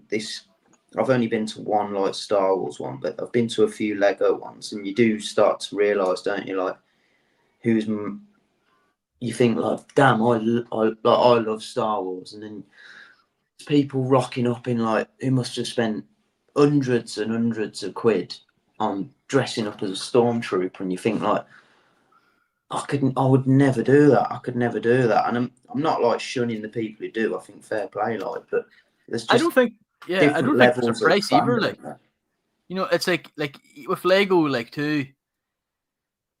I've never seen it, but I'm sure there's people out there that are like, oh, you're not a Lego fan if you don't buy every Lego Star Wars set, or if you don't spend half your paycheck on Lego. But to me, like, with Lego and even Star Wars, I don't think there's like a price to it, and well, there is with Lego. You have to, unless you manage to steal them all. But like, I feel like with Star Wars and all, it's like once you're a fan of it, you're a fan. And there is that gatekeeping side, where it's like, oh my God, you haven't read, what's it, Timothy Zahn's, like, the script he threw away in the bin 50 years ago. Like, you're not a real fan. And to that I say, good. Yeah. I also, like, this is going weird. I don't actually read any of the, like, Star Wars material, though. Like, I've never been a big EU book guy. I've always been solely movies and animation. Like, I don't know if that's like the same. Well, no, Colan, you said you read the books, but I don't know about you, Nimble. If you read any of the no. I said I've got a massive collection, a large collection of books. Oh, now ask me what percentage of them I've read. Now you know what I'm like with my Lego, mate. It's no different, and for the same reason. None of them are on display. I don't even know where they are. But collecting has always been the big thing for me. I don't making sure I got it, and getting them for those great prices. Percentage of read. I'd say I probably comfortably got about 60 Star Wars novels, right? And there's probably hundreds, but it's quite a good percentage. Percentage of that I've read, less than 20%. Because I'm waiting for the nuclear holocaust, mate. I'm waiting to be. If I'm the only person on this planet who, if we get locked in our homes for the rest of eternity, I'll never be bored. Yeah. Never. I won't run out of stuff to do.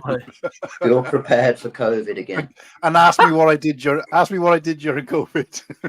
All right, we know what you did. You dumped all the Lego Cantina into a fucking giant soup pit or whatever, and then you built it from there.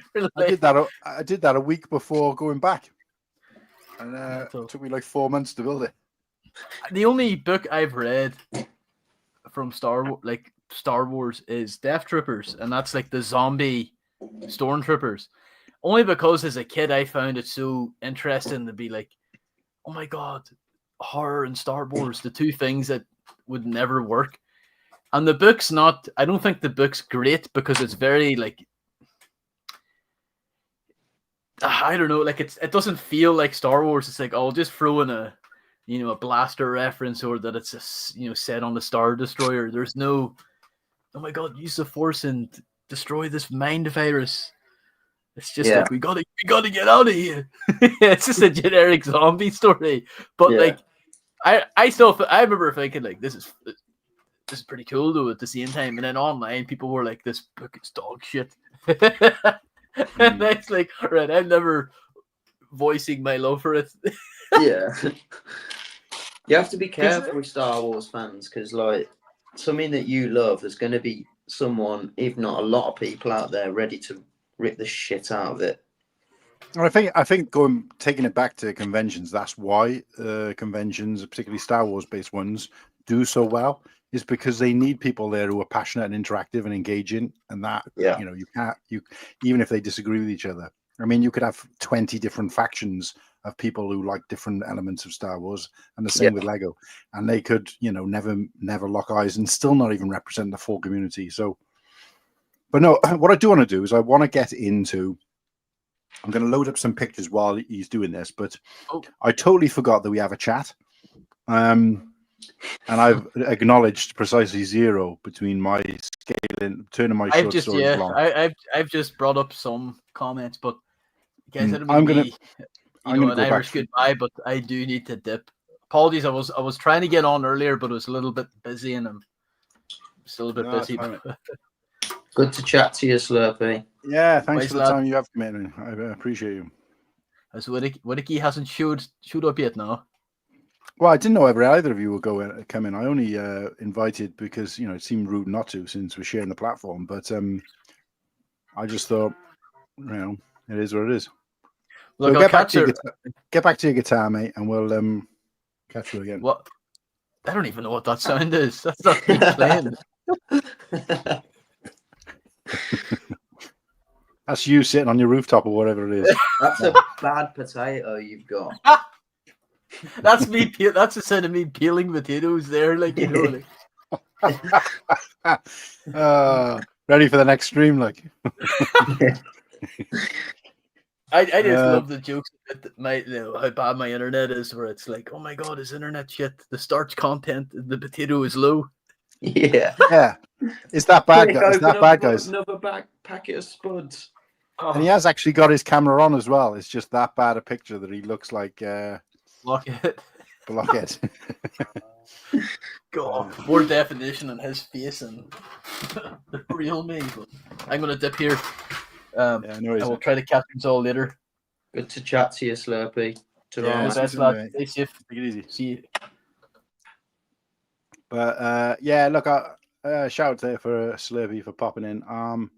I do want to get into one of the main reasons we decided to do this was because I know that on Sunday's show we had the Aussie boys in, and it was obviously a commitment to them. But you'd attended a convention prior to that, and I know you said you were going, but it was kind of you're one of those guys who don't really kind of, unlike myself, boast about everything to high heaven that you're doing, but then kind of slyly threw a few photos out, and it was like, oh, okay. And you wanted to talk a little bit about on the show, and I did say we would try to, but of course, just like myself, I'd been to the Lego store opening in Cardiff, and I wanted to talk about that, but we just didn't get a chance on that And look, we probably could have, because we went over on time and it was a bit of a kind of freeballing type episode, but I did really want to commit time to the guys. So if it kind of conversation had run dry, we probably would have segued them in, but we didn't. So we just thought, look, because we've got something lined up for this Sunday as well, and I didn't want to make promises I couldn't keep again, I thought, let's do it a separate stream. Let's just talk about conventions, and maybe if we can edge brick conventions into there, great, but if not. And of course, so the forefront of that being that you're going to get a chance to talk a little bit about the convention that you attended, and I'm going to throw up a visual for that as well, because I've got some ready. So I just need to do that, a little bit of loading up. While I do that, I do want to recognize the fact that I've looked at no chat. I just added in a different because of all the fiddling around I was doing. I added in a different visual than I normally do. Normally the comments are going down the side, but I didn't have them there, so I completely forgot that there was people out there watching, which is my bad. And I'm seeing that there's a lot as well, and Whittaky is usually pretty good at keeping on top of this, so I do apologize, guys. I can't fire any messages up, but I can definitely have a good read through them. Oh, Jesus, it's gone for miles. Oh my God, I feel awful. Sorry, guys, I completely missed this. I just was so I mean, probably missed a lot of these when I was trying to warm up my microphone. So Muttley's out there. Thanks, Muttley, for being patient with us. Ultra, he's out there as well. I just want to look. I'm going to shout out people who are out there, but if they're saying anything that's engaging in what we've talked about, I'm obviously going to call that out more than anything else. Apparently, there'll be a live stream here today. Yeah, Muttley, you know how it goes, mate. Padawan's there as well. This isn't Sunday. Solo Nimble, yeah, you're live. Everybody are confirming that you're live. Oaktown's out there. How's it going, Oaktown? Jedi Master Bricks. Lovely little build. Hi for the gingerbread Santa Man. Oh, yes. I'm not sure what that gingerbread Santa Man is. I must have missed that one. On about the Christmas 8080, I think. Oh, he means gingerbread Darth Maul. Darth Vader. Yeah. Oh, he did put Vader underneath. Fair play. Black Friday's coming up, something to be excited about. Brick Dynasty's out there on a solo mission. Yeah, he was. I do appreciate that. Mayo's out there. Relevancy is currency. Papa Trip's out there. Brick Hive's out there listening while working. Hopefully still listening. Brick Hive, shout out to you, mate. Checked out that. If you haven't already, guys, go and check out the Sitting on the Stoop, or SOS, as Shah likes to call it, his latest episode with Brick Hive, which I thought was quite funny because I was watching it. And of course, I was with Hive in particular and Shice just before they recorded that episode. So just to finally see like the results of them kind of tucking themselves away. I do remember we were outside Wildberries and I think Hive was saying, are we supposed to be doing this live at like 12 o'clock? And it was like 11:15 and we hadn't even had our breakfast yet. So there was that kind of bit all over the place kind of thing, which is great to know because I always assume behind the scenes Shai is one of these people who's like, you know, completely organized. So it was nice to see him like, we'll get to it when we get to it. And I was like, great. Shout out to Shai. Yeah, absolutely. Shout out to Shai and Hive. And I think we went back then from Wild Breeze and we were chatting in the lobby and it was just like Shai came along and was like, right, you ready now? And they just kind of zipped off to the room. And I think I remember asking Hive shortly afterwards, how did it go? What did you guys talk about? And he was a steel trap in fairness. He was like, you got to watch it kind of thing. So great to see that come out and have been kind of around those guys prior to and after and just kind of part of that vibe that was going at the time. So it was great. But go and watch it, guys. Go and check it out. Cool Han, Tech Diffs prayers. Yeah, absolutely, mate. I was there. Black Pearl was my PU going to start it this afternoon. Oh, pickup. Going to start this afternoon. Just finishing a 3D Jack Sparrow fig for the display. Ooh, okay. You're interested to see both of those things, Papa Trip. When you finish, let us know. Send us a pic. And I do keep meaning to say this, guys. If anybody wants to send pics specifically for us to show on the show, we're hoping to carve out a segment at the end of Look What I've Built. And that's going to be about us sharing what we've picked up and built, if anything, and for the guys out there to send their pictures of what they've built. And obviously, I'm not going to go out there and take pictures from Instagram. I want you guys to physically send them to me and say, hey, can you show this on the stream? And it might not even be a build. It could be, I was at Legoland this year. I went to this year. I was at Legoland yesterday, or that kind of thing. So get those pictures sent in, guys, and obviously we can do that on a normal show. Ultra's still out there. Grab some Firestaff stuff this week. 2:30 a.m. I'm going to sleep now. Sorry I missed it. Good night, Mail. Mostly people saying hello to each other. I'm looking for conversations that engage what we were talking about, which I know we took a while to get going. But Marvel start to Endgame, you have got to do, bro. Yeah, that is definitely worth a watch. Well, the Avengers. I did the Avengers movies back to back, but I don't know about the whole thing. First, now do some pad printing. Tasty exclusives there too. Decent price. Did you go to Brickworld? Did you get Brickworld tickets? No, I can answer that for him, Ken. He did not, unfortunately. He was going to go, but he decided to get the Death Star instead. Cool Han, loud and clear. Nice to hear, mate. Oh, Christ, that's so far behind him. Nice of you to turn up, Cool Han. Yeah, thanks, mate. Playing Mario Kart for 17 years, so I picked up Mario set, random one. We jumped back into the removals game recently. Old man Cool Han is really popping off tonight. Yep. Man, we don't want. No wonder she was laughing when she came in and brought some food. I didn't realize she'd been watching it. That's me, Cool Han to be. Is that Kirsty Handbricks? Yeah. We don't want to go back to those days. We have fond memories, but things are better now. Look, you're right, Murtley. Things are better now in a lot of ways, but I am frustrated that there was no such thing as planned obsolescence. Google it back then. You know, you bought something and it was bought and built to last. Whereas now you buy things with the expectation that it ain't going to work for very long. And we've accepted that, and it's kind of wrong. We all do it, but it's kind of wrong. You know, I'm at the point where I'm like, I'm going to need a new mic soon. It's like, why? I spent enough money on this mic that it should last me 5, 10. It should last until it falls apart. Why are we accepting the fact that, oh, I've had it a year and a half now? It needs replacing. Why? Why is that okay? I'm just here to tease him to make him realize how grumpy he's being. Yeah. No, I need a good old slap across the face with a wet fish before I realize that sometimes.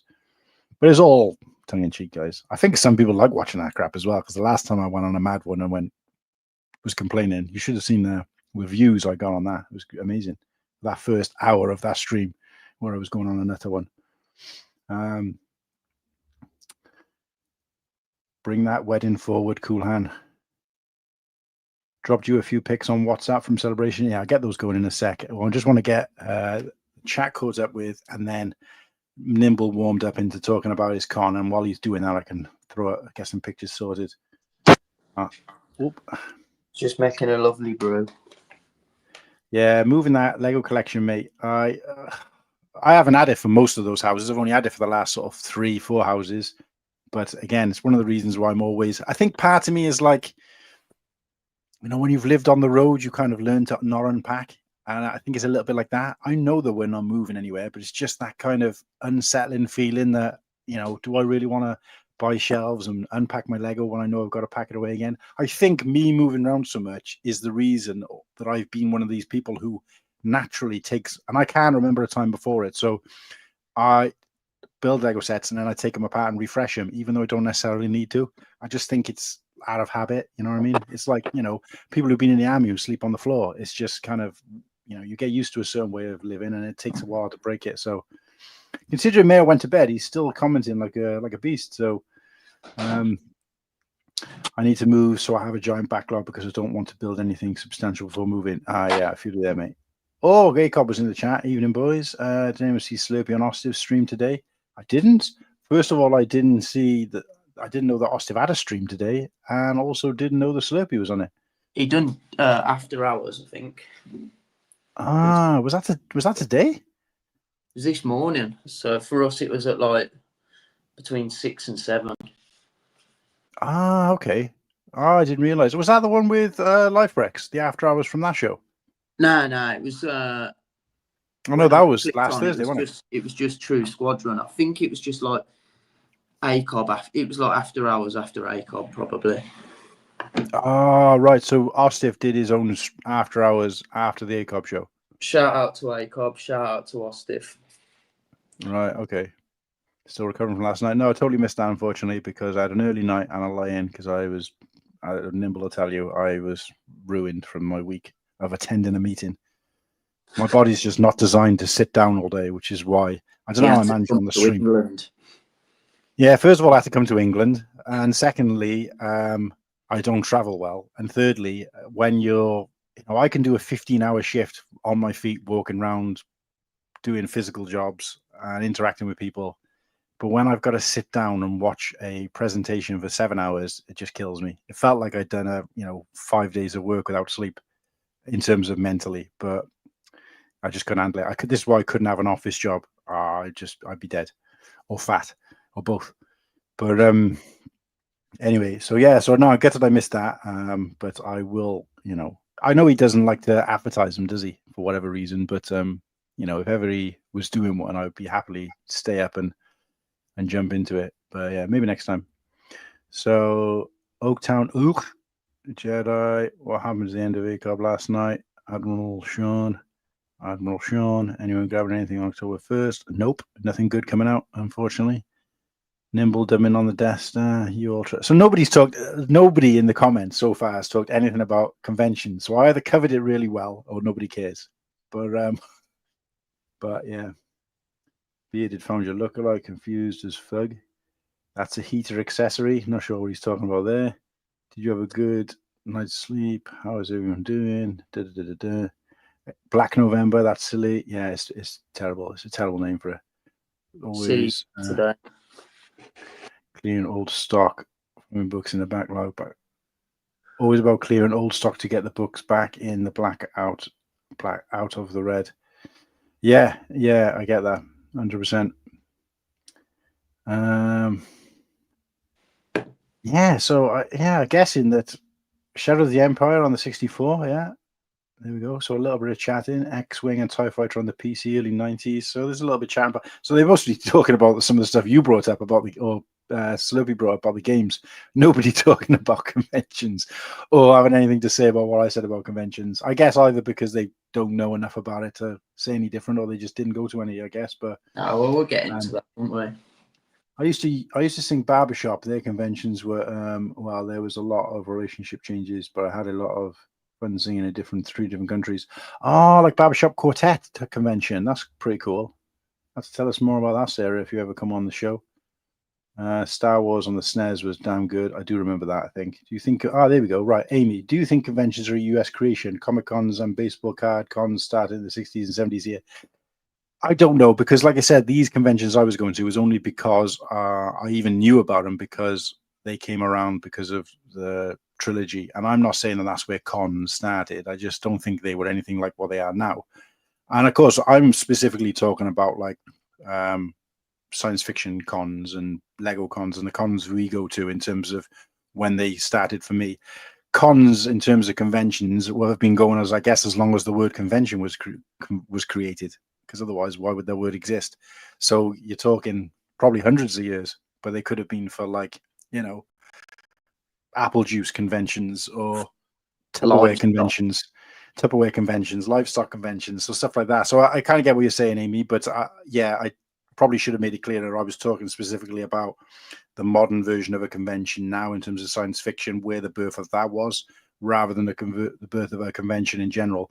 But I guess you have to go back as far as when the US was a country and if the word was invented then or not, and that'll be your answer. Simple Times, screw up early 2010s just made me feel old as F. Adult fan in the 80s.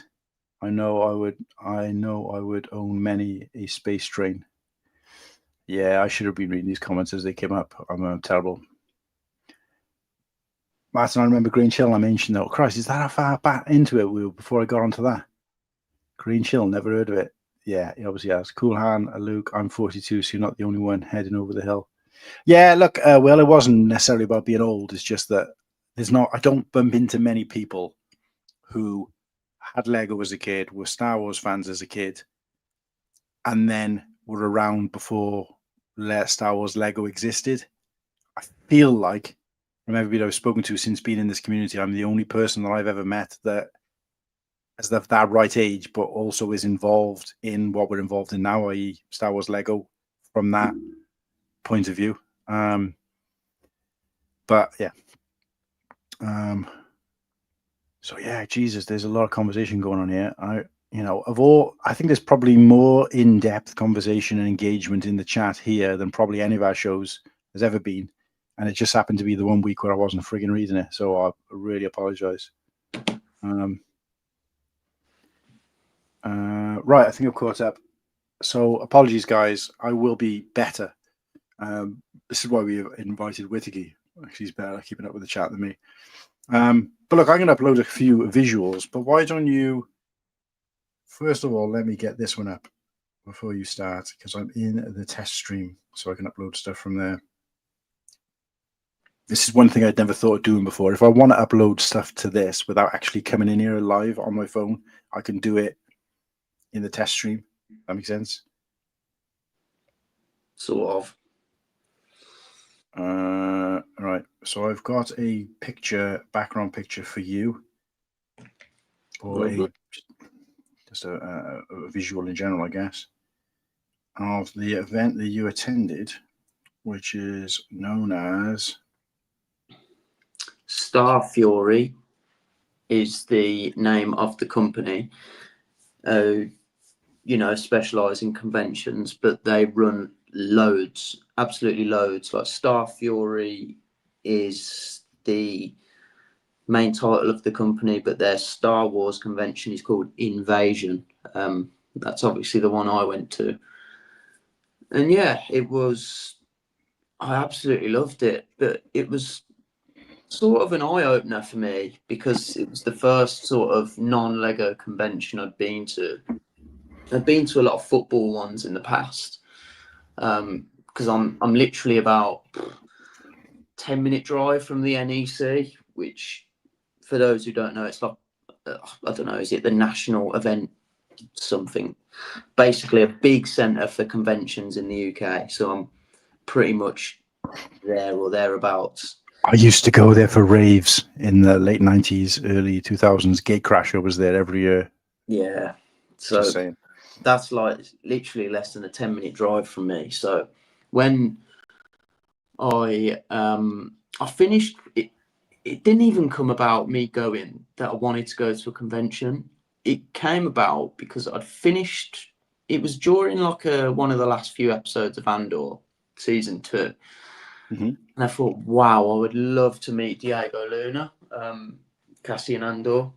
Mm-hmm. And I Googled it, like, oh, what conventions does he do?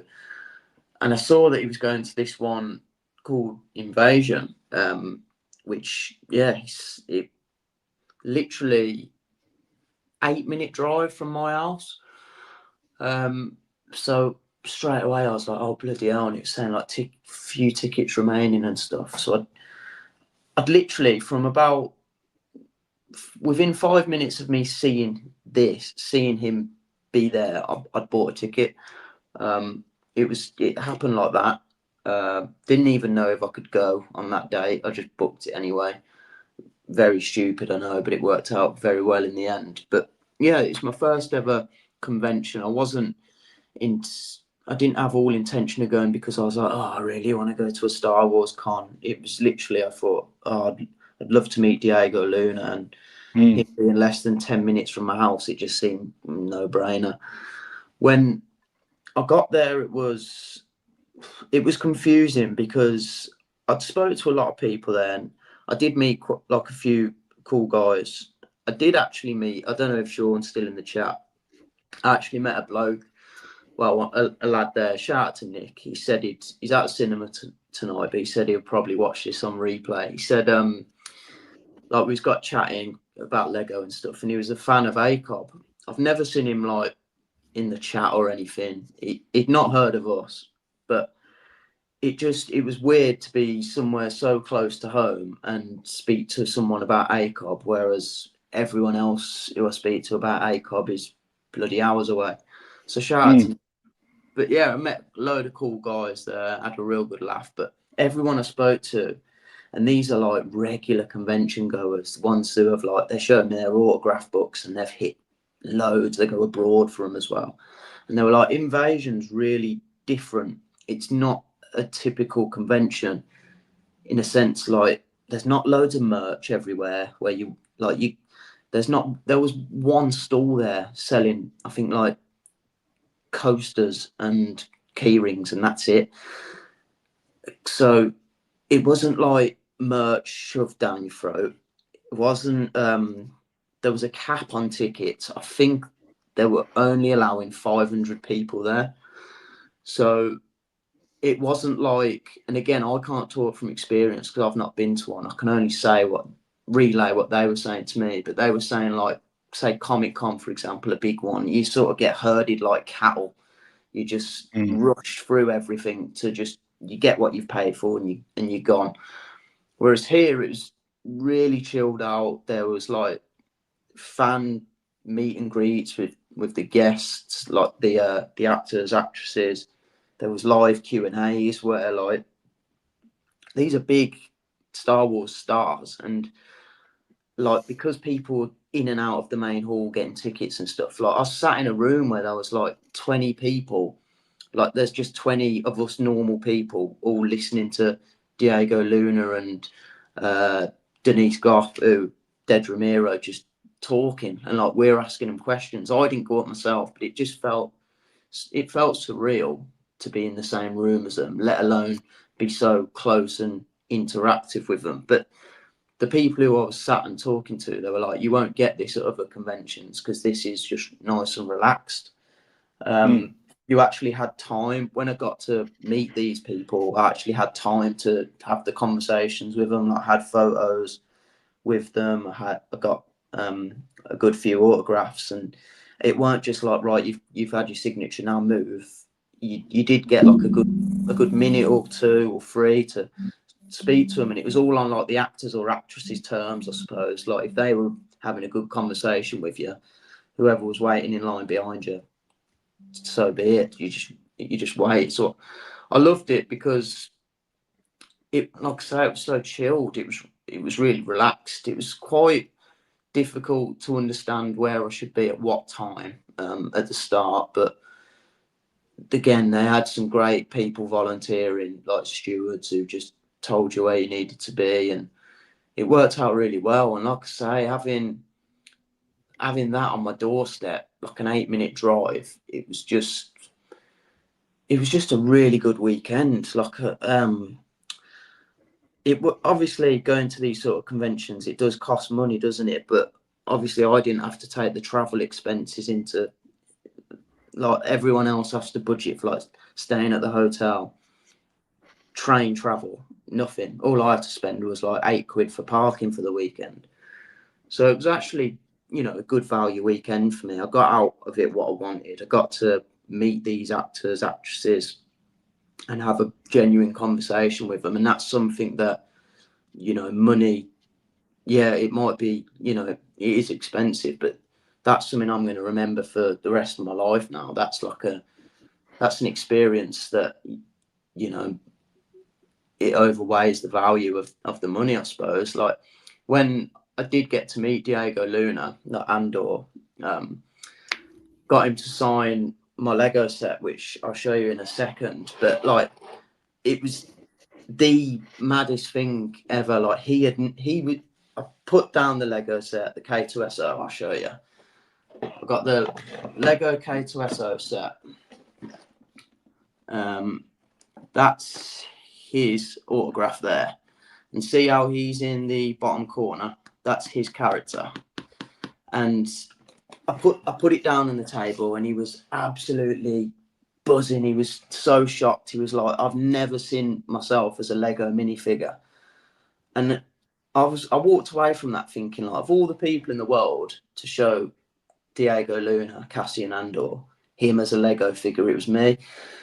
And I just, it was just a surreal experience. So I couldn't recommend it any more than what I am now. It was, if you want to have that sort of convention feel, but again, I can't compare it to others because I haven't been. But if you want to get that sort of, if you want to meet these stars, but in a chilled out sort of vibe, then I'd definitely recommend StarFury Invasion. It was, you know, you're not overcrowded. It's in a nice, quiet hotel. So, you know, for the people who do get a bit overwhelmed or social battery runs out, there's plenty of space where you can just go chill out. So, yeah, I absolutely loved it. And obviously now I've got the book for it. I've booked on for another convention in, I think, 2-3 weeks' time, which is called Echo Base Live, which is about half an hour from me. That's sort of, well, I say booked on. It's free of charge, so I just thought, no brainer, I'll head down there. But yeah, like I say, I've got the bug for it now. Really enjoyed it. I've been to Lego conventions before, but obviously they don't have the wow factor like I got on the weekend. So yeah, do you mind mentioning then, like, how much this photo and interaction cost altogether? No, of course. So the photo with Diego and Denise, I think. So the photo and the autos. Do you want me to go like each or all together? Whatever's, yeah, all together, I guess. So this photo that's on screen, I think it cost £120. Yeah, £120 for a photo with the both of them. I think the auto from Diego Luna cost £120 too. I'm pretty sure. But I know it's a lot, but Diego Luna's cost a lot more than anybody else's. And it's because he doesn't, this was his first ever convention in Europe. Apparently he just doesn't do them. I think he's only ever done 2 before. One was Star Wars Celebration in Japan, and the other one was one in America. So he just doesn't do them. So for him to come to Birmingham of all places, I thought, oh God, he ain't ever going to want to come back here. What a dump. But no, it was just, you know, yeah, it cost a bit more than the other autographs and stuff. But at the same time, if you want that autograph, which I did, he was the reason I was there. Probably have to take that opportunity because, you know, that might not ever come around again. He might not ever be in Europe again. He might not ever want to do another convention. So, well, not just that, but that's probably the end of his story with Star Wars as well. So it'll only get more difficult to attain because, of course, he'll naturally, you know, if it's different if he was maybe one of the side characters, or if it was like, you know, the movies or whatever, where some of these older people appear. He doesn't need Star Wars to stay relevant, does he? Well, that's it. But what I'm saying is as he gets busier and he continues his acting career, because he's obviously relatively, you know, early on to his career, providing he's going to be, assuming he's going to be acting until he, you know, past normal retirement age, like most actors do. This is kind of like, you know, one thing for him. It's not like, you know, what he's going to be necessarily known for. So he's either going to be too busy or not need to financially rely on these, because a lot of these people, in fairness, do these conventions because it's their bread and butter, is how they make a living. You know, the guy, I forget his name, but the guy who was inside Darth Vader, who I've actually met twice, he made a living in terms of paying his mortgage off those regular. Was that Dave Prowse? Dave Prowse, that's him. So I've met him twice. Autograph on a VHS from Empire Strikes Back, and funnily enough, I was going to bring this up earlier because you know how you said, like, at a convention you bought an autograph from someone else who wasn't there, like someone was just selling the photos. A guy I was speaking to at StarFury, he said he'd got Dave Prowse's autograph from the actor who played Greedo in A New Hope, was selling them for Dave, apparently. Like, just any convention he would go to, he'd take a wad of Darth Vader photos with Dave Prowse's signature on, and he'd just sell them for him. So he was like, I got Darth Vader's signature from Greedo, and it took me like a minute to work out what he was actually saying. But yeah, it was funny when you were mentioning it earlier. I thought, oh yeah, that reminded me. Yeah, well, I never got a signature because, this is even further back than when I met Kenny Baker and Jeremy Bulloch. So it was before, you. I'm not saying it didn't happen before then, but it certainly wasn't a thing with Star Wars or in science fiction as such, that you didn't meet people and get their autograph. Yeah. You know what I mean? It just wasn't a thing. And of course, you wouldn't necessarily have anything for them to sign back then because toys were played with. And, in terms of, you'd have soap on the rope and stupid stuff like that, but it wouldn't be like artwork and stuff necessarily, not that you could just get your hands on and buy like you could now. And they weren't even in conventions where I met him. And of course, one of those times he wasn't even there as Darth Vader. He was there as the Green Cross Code Man. So, which is also something he was known for back in the 80s. So, I was probably, I'd say, too young to know. But even if, like my dad said that, I remember saying, "Oh, you should have got his autograph then." And my dad was like, "What? That would have just been weird to ask someone to sign something." He said, it seems normal now, but it just didn't happen then. It'd be like having a Velcro wallet in the 50s. It just, Velcro was around, but people didn't have them on their wallets in those days. It just was unheard of. Like, shout out to Quantum Leap. They gave me that idea. But anyway, so I don't know. But anyway, the point I was trying to make was that, for him, it was his livelihood. I remember seeing a documentary on it, and I really want to watch that documentary again. I can't remember where it was or where I saw it. I've been looking for it, where he said it like he needs to go to 2 of these events a week to be able to pay his mortgage and his car and his bills. That's a lot as well, isn't it? 2 a week. And he said, "Look, I never made a lot of money off the films. Some people were cleverer than others, in terms of getting a percentage as opposed to getting a flat rate. And then obviously, because my voice wasn't used, I only really got X amount like a stuntman would get, kind of thing, because he was just the body of. And of course, people didn't necessarily recognize him from that. So he found that quite difficult. And this was before social media and stuff as well. So, once the films were done, he was kind of, he used to be a strong man. He was like, that was where he's well known as. He was a bodybuilder before the Arnold Schwarzenegger days type thing. And, his career had ended in that, what he kind of, in what his profession was, if you like, before he even did Darth Vader. And then, of course, things kind of dried up for him. And he was just like, look, I went to one of these conventions and did some signatures in the, I don't know what it was, the late 80s, early 90s, and made a lot of money from it. And I thought, well, actually, I don't need to work if I can carry on doing these. And he said, yeah, it's not great. I don't earn a lot of money off it. People just assume you're this, because you were Darth Vader, you're rich. He said the opposite is true. He said, however, because of the fans and because people recognize me and because I'm known because of Star Wars, I don't need to go to work every day.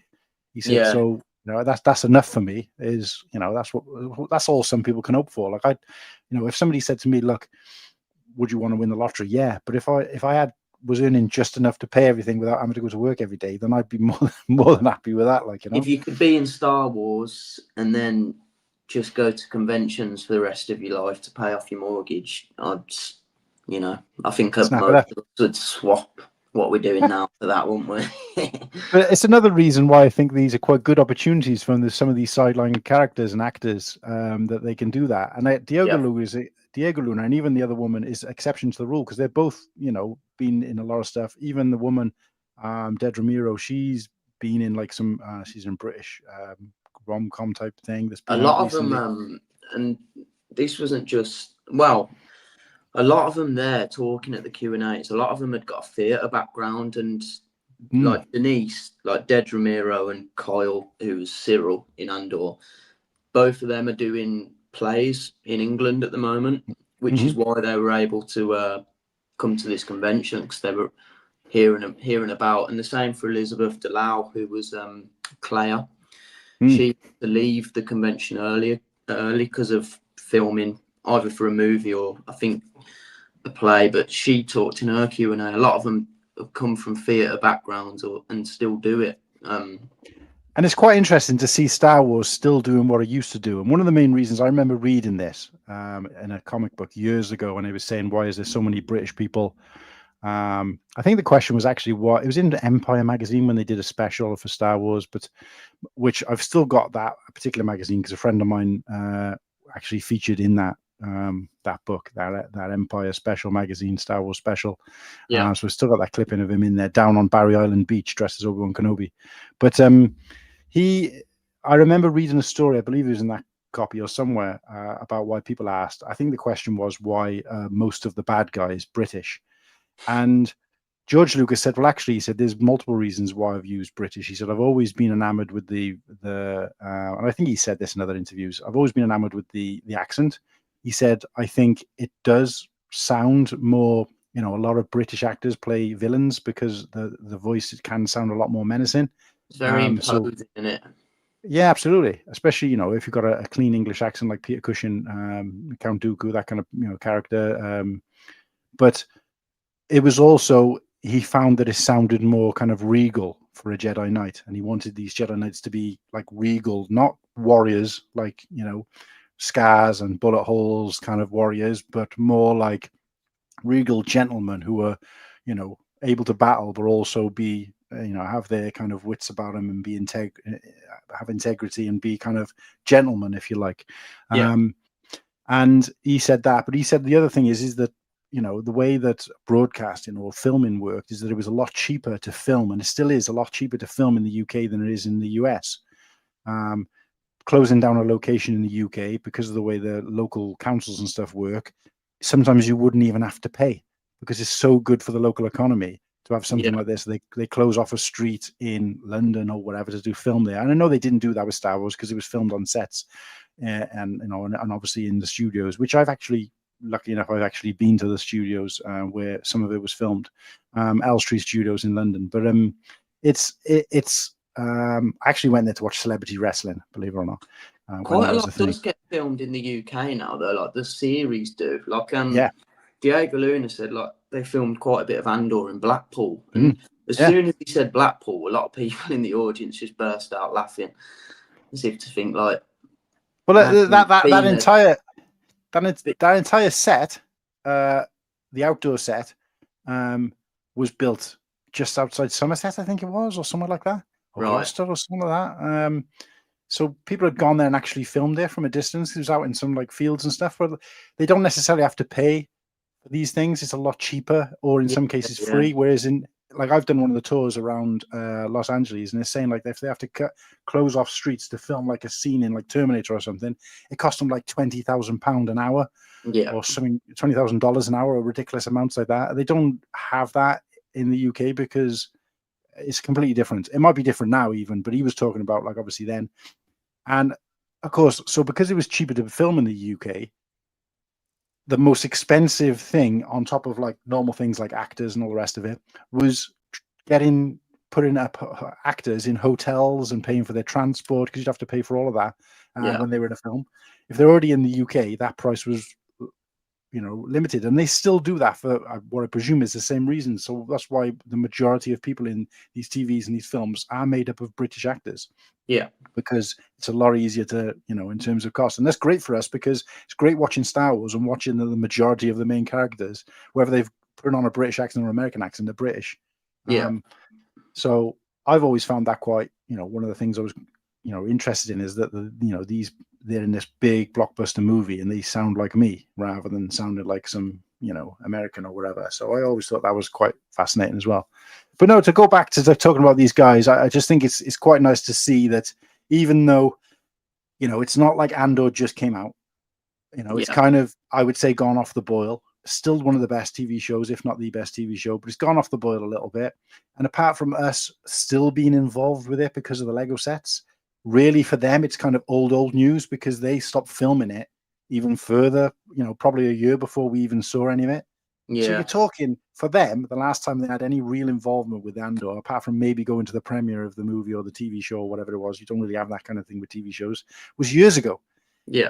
And it's not even trending now, and they're appearing at these things, and in a lot of cases they don't need to. It's a good payday for actresses like this when you're here, but for somebody like Diego Luna to turn up at one, it was almost mind-blowing for me for him to be there, because I'm like, why? That's why I thought I've got to take this opportunity while I can, because you just can't see it happening again, can you? Like when he's here, I guarantee he will never ever be back in Birmingham for the rest of his life. I guarantee. Well, I'm going to go as far as to say that I don't think he's going to be.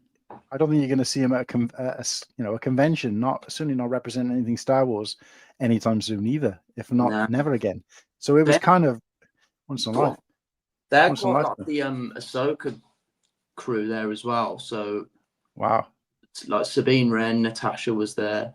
Ivana Sakno was there, who plays Shin Hati. I think, is it Wes Chatham, I think his name is, who plays, what was Thrawn's right-hand man? Is it Captain Enoch? He was there. I think Paul Darnell, I think was his name, who played Marok. I had a chance to meet all these guys too, but then it does start getting silly money when you're getting photos and tickets and autographs of everyone.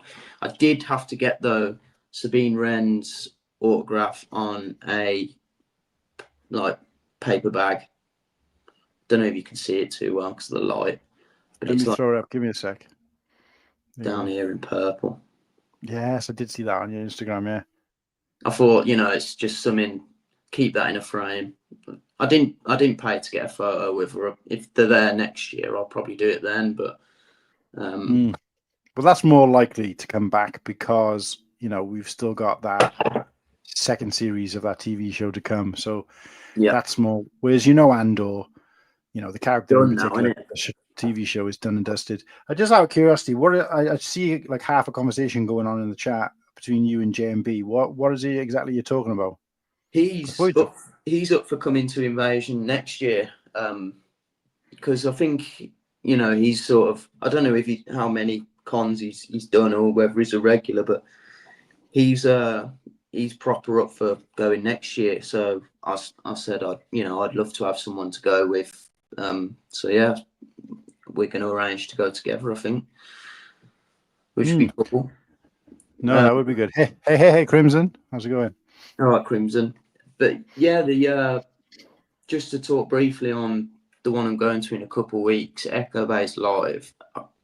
I got put onto it from one of the guys I was speaking to there, and because it was free of charge, I thought, no brainer. About 25-minute drive. It's sort of like a creature convention. Did you know that it was born from? There's actually two versions of it. There's Echo Base Live, and I think there's another Echo Base something that happens every year. But did you know it was born from a Facebook group? Nope. There's actually a Facebook group, Echo Base Live, which, from what I gathered when I was in that group on Facebook, back when they were kind of the thing to be in, before really there was a huge Star Wars or Lego community online. On YouTube, if you like. I learned that they had a Facebook group first. It's a lot older, and they'd started doing the Echo Base Lives. But what I will say is, do not, from my opinion or my experience, do not go in the Echo Base Facebook group. It's probably got to be the most wretched hive of scum and villainy I've ever been involved with.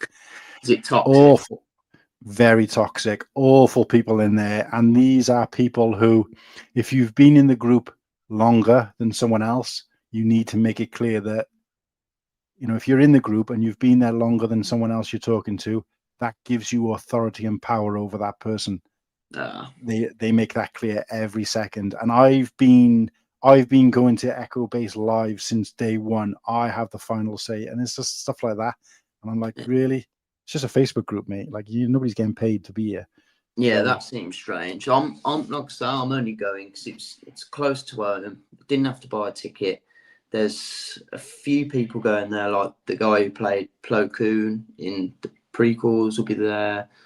The guy who played Watto will be there. Max Rebo will be there. Greedo will be there. I just thought, you know what? It's not going to cost me a penny to go down. I might as well. I can't speak on the convention, obviously, because I've never been, but I just know that that Facebook group was awful. It's funny because with conventions, I don't know if it would attract me enough to go to one where I've got to go out my way and stay somewhere. I like the idea of I can just drive home when I've had enough. That's my personal preference. So I would like to Bricktastic and Brickworld would be completely different because you're not there specifically for one thing. Whereas like these sort of Lego convention, these Star Wars conventions, you know, if I was going like how I did at Invasion, if I was going on my own, I probably wouldn't stay over anywhere because it's a lot of money too. I would, you know, I would love to hear, and I know you're going to be chomping at the bit as well to get your word in about Celebration, because I missed out on Celebration. I wasn't like, as I was still into Star Wars, but not massively where I could afford to go down to London, whatever. So I missed out on that, and I've never actually spoke to anyone in depth about it. Like, I'd love to hear like how much things cost, what was the crack when you got down there, was it all like orderly queues and, you know, stuff like that. Yeah, well, okay. So what I'll say is this. Now, Kirsty's been nice enough to go through and send some pictures to me. I got some pictures of my own that I managed to sort of copy across. The problem is with this is that it's a nightmare to send like a massive amount. Like with yours, I've had to send them and upload them to this screen one at a time, and it takes some time. But I will say though, are these all your friends on this screen here? So the two guys who I'm being arrested with, I met them. We were having a good chinwag. Yeah, the guy on like the left-hand side of the photo, Nick, he's the one who was, you know, the ACOB fan. The guy on the right-hand side, Lee, yeah, I just met him in one of the queues, and I suppose that's the beauty of these Star Wars conventions. You've got something to talk to straight away, ain't you? Because you've got a common ground with everybody. So it was some people, you know, tried speaking to, because I'm quite an approachable guy. I don't like to toot my own horn, but I can sort of speak to anybody, any level. And, you know, I did try and have a good chat with people. You could tell some people didn't want to know. They might have just, you know, they're not there to have a chat. They're there for the photos, autographs, and sod off. But shout out to them too in particular. We had a good weekend, good conversations, and yeah, still keeping up with them, keeping up like up to date with them. And I'll be meeting Lee at Echo Base Live. So yeah, good people, good times. Well, I was just going to say that your friends are, you know, I assumed you went with a group of friends, but they're quite well dressed for a convention, I tell you. No, I didn't go with anybody. It certainly shows how far conventions have come from the kind of weirdos you used to have. Now people are going there in shirts and trousers, like, so Yeah. that's all, I guess. But whoops. Wait a sec. Where have we gone? There we are. So yeah, look, Celebration. What can I say? It's weird, right? Because I'm one of these people who I just won't flat out be like, everything was amazing, everything was great, it was the best thing in the world. You know, nothing's been better. You say things for how it is, don't you? Yeah, I try to be a bit, and I know I came into a little bit of fire, if you will, for kind of shedding light on some of the things about Brickworld. But I have to be clear that I wasn't saying I think people took it as I was saying, oh, Brickworld must be shit, or that I was bagging on Brickworld. That wasn't the case at all. I don't want to get back into it, but essentially I was just trying to give a balanced view. You know, yeah, it's easy for people to say it was all amazing, it was great, and it was, in general, it was. But there were things about it that I wanted to give, you know, especially people coming from the UK, I wanted to give them, you know, a more realistic, because we hadn't had anybody in our sort of sub-community who'd been before from the UK. So it was new to all of us. So it was almost like I wanted to give, you know, a thing of some of the things you might hear in terms of what you'll do when you go out there and what you'll experience won't necessarily be your experience, but take the opportunity to not spend too much time trying to be and do what everyone else is doing. Yeah. And then not have your own experience because of it. Yeah. I can't think of any examples off the top of my head, but I think for a lot of people, it would have been like, oh, well, so-and-so was doing this, and trying too hard to follow a crowd and potentially not having a great experience because of missing out. Yeah. You know, there might have been people who were trying to get where other people were, and then trying too hard, like.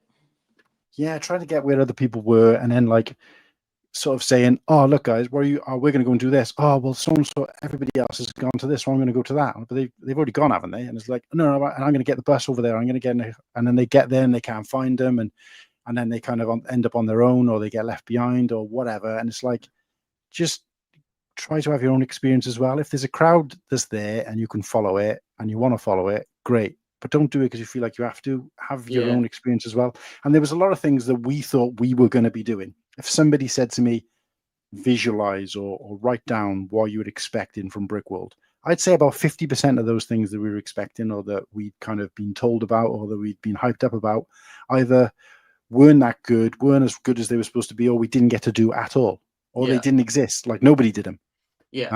For example, go into medieval times. It's been hyped up. We talked about it. Nobody went. So it's not like we missed out on it. So well, again, it wasn't a knock that nobody arranged it for me. Like, I'm a grown man, it was because nobody went anyway.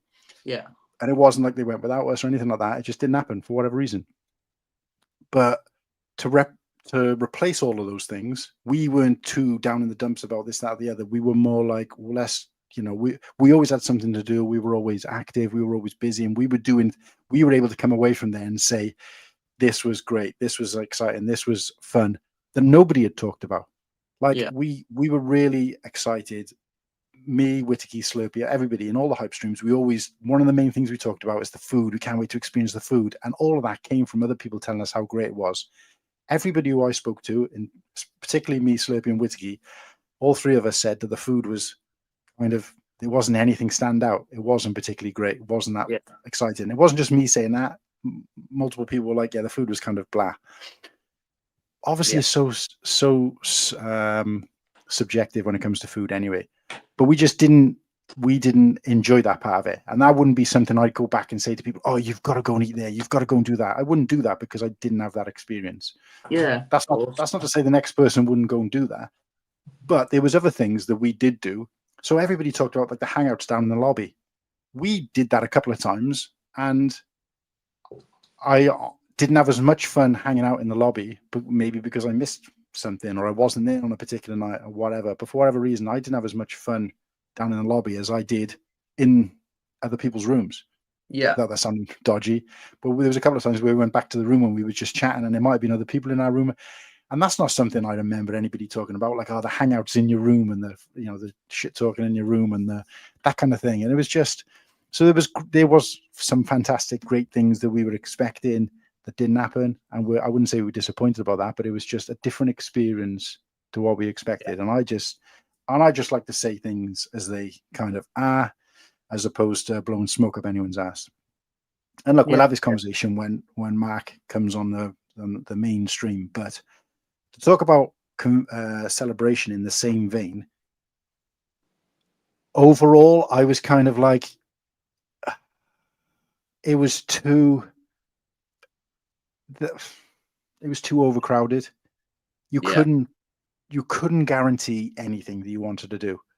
When you go to Brickworld, right, as an example, very busy, very packed thing, you get to do everything you want to do. And I can't see any reason why people didn't, unless they physically did. Like, I didn't spend enough time looking at mocks, but that was my choice. It's not because there wasn't time to, or because, I was limited to that. It was just because I just didn't spend as much time as probably anybody walking around the conventional and looking at them. And I mean, I spent hours, but it needed probably 10 hours to be able to really see everything in terms of the mocks. Again, that's not the convention's fault. That's that's your own personal choice. And I wouldn't say it was the fault of celebration, because it's not as if they're packing people in so tight that you can't move to get to places. It was just it was like the queue for the Lego thing, where you went to the Lego store and you could get the little tiles, celebration tile. The queue was it was hundreds and hundreds of people long. It was ridiculous.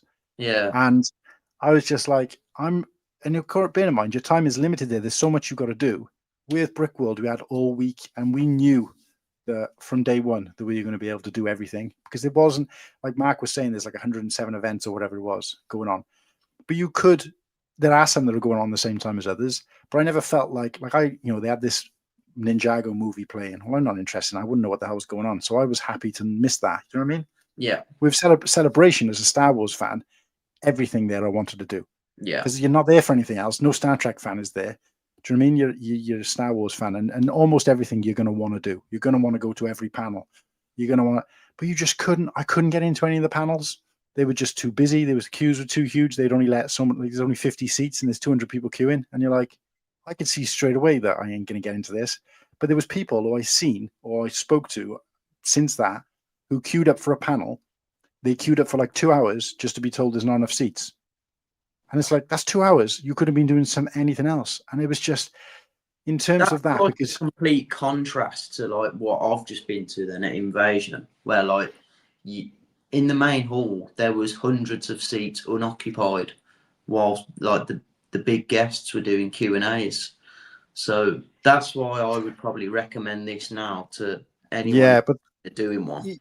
Anybody, I'll show you the pictures in a sec, but anybody could go, when the guests were on, like Diego Luna was obviously up there talking about Andor season 1 at that point. But, you know, he was up there and you could see that. Yeah. It was standing. It was more of a standing thing. You can kind of see any of those from anywhere. And me being taller than the average person, I was able to kind of see, you know, from anywhere and be able to see everything. So, but I wasn't that interested in watching people. And I'll tell you for why, because you weren't close enough to actually meet them or get any kind of one-on-one interaction with them. They weren't going to point you out in the thing and ask you a question or anything like that. And all of that stuff gets filmed on like YouTube and stuff, so I could watch that back. So Kirsty went to see a couple of them, but I was like, I can watch that anytime. I didn't. For me, that seemed kind of. It's like when you go to a concert and you're looking at one of the screens rather than the actual band. Yeah, I mean, that didn't make sense to me. You know, so I didn't go.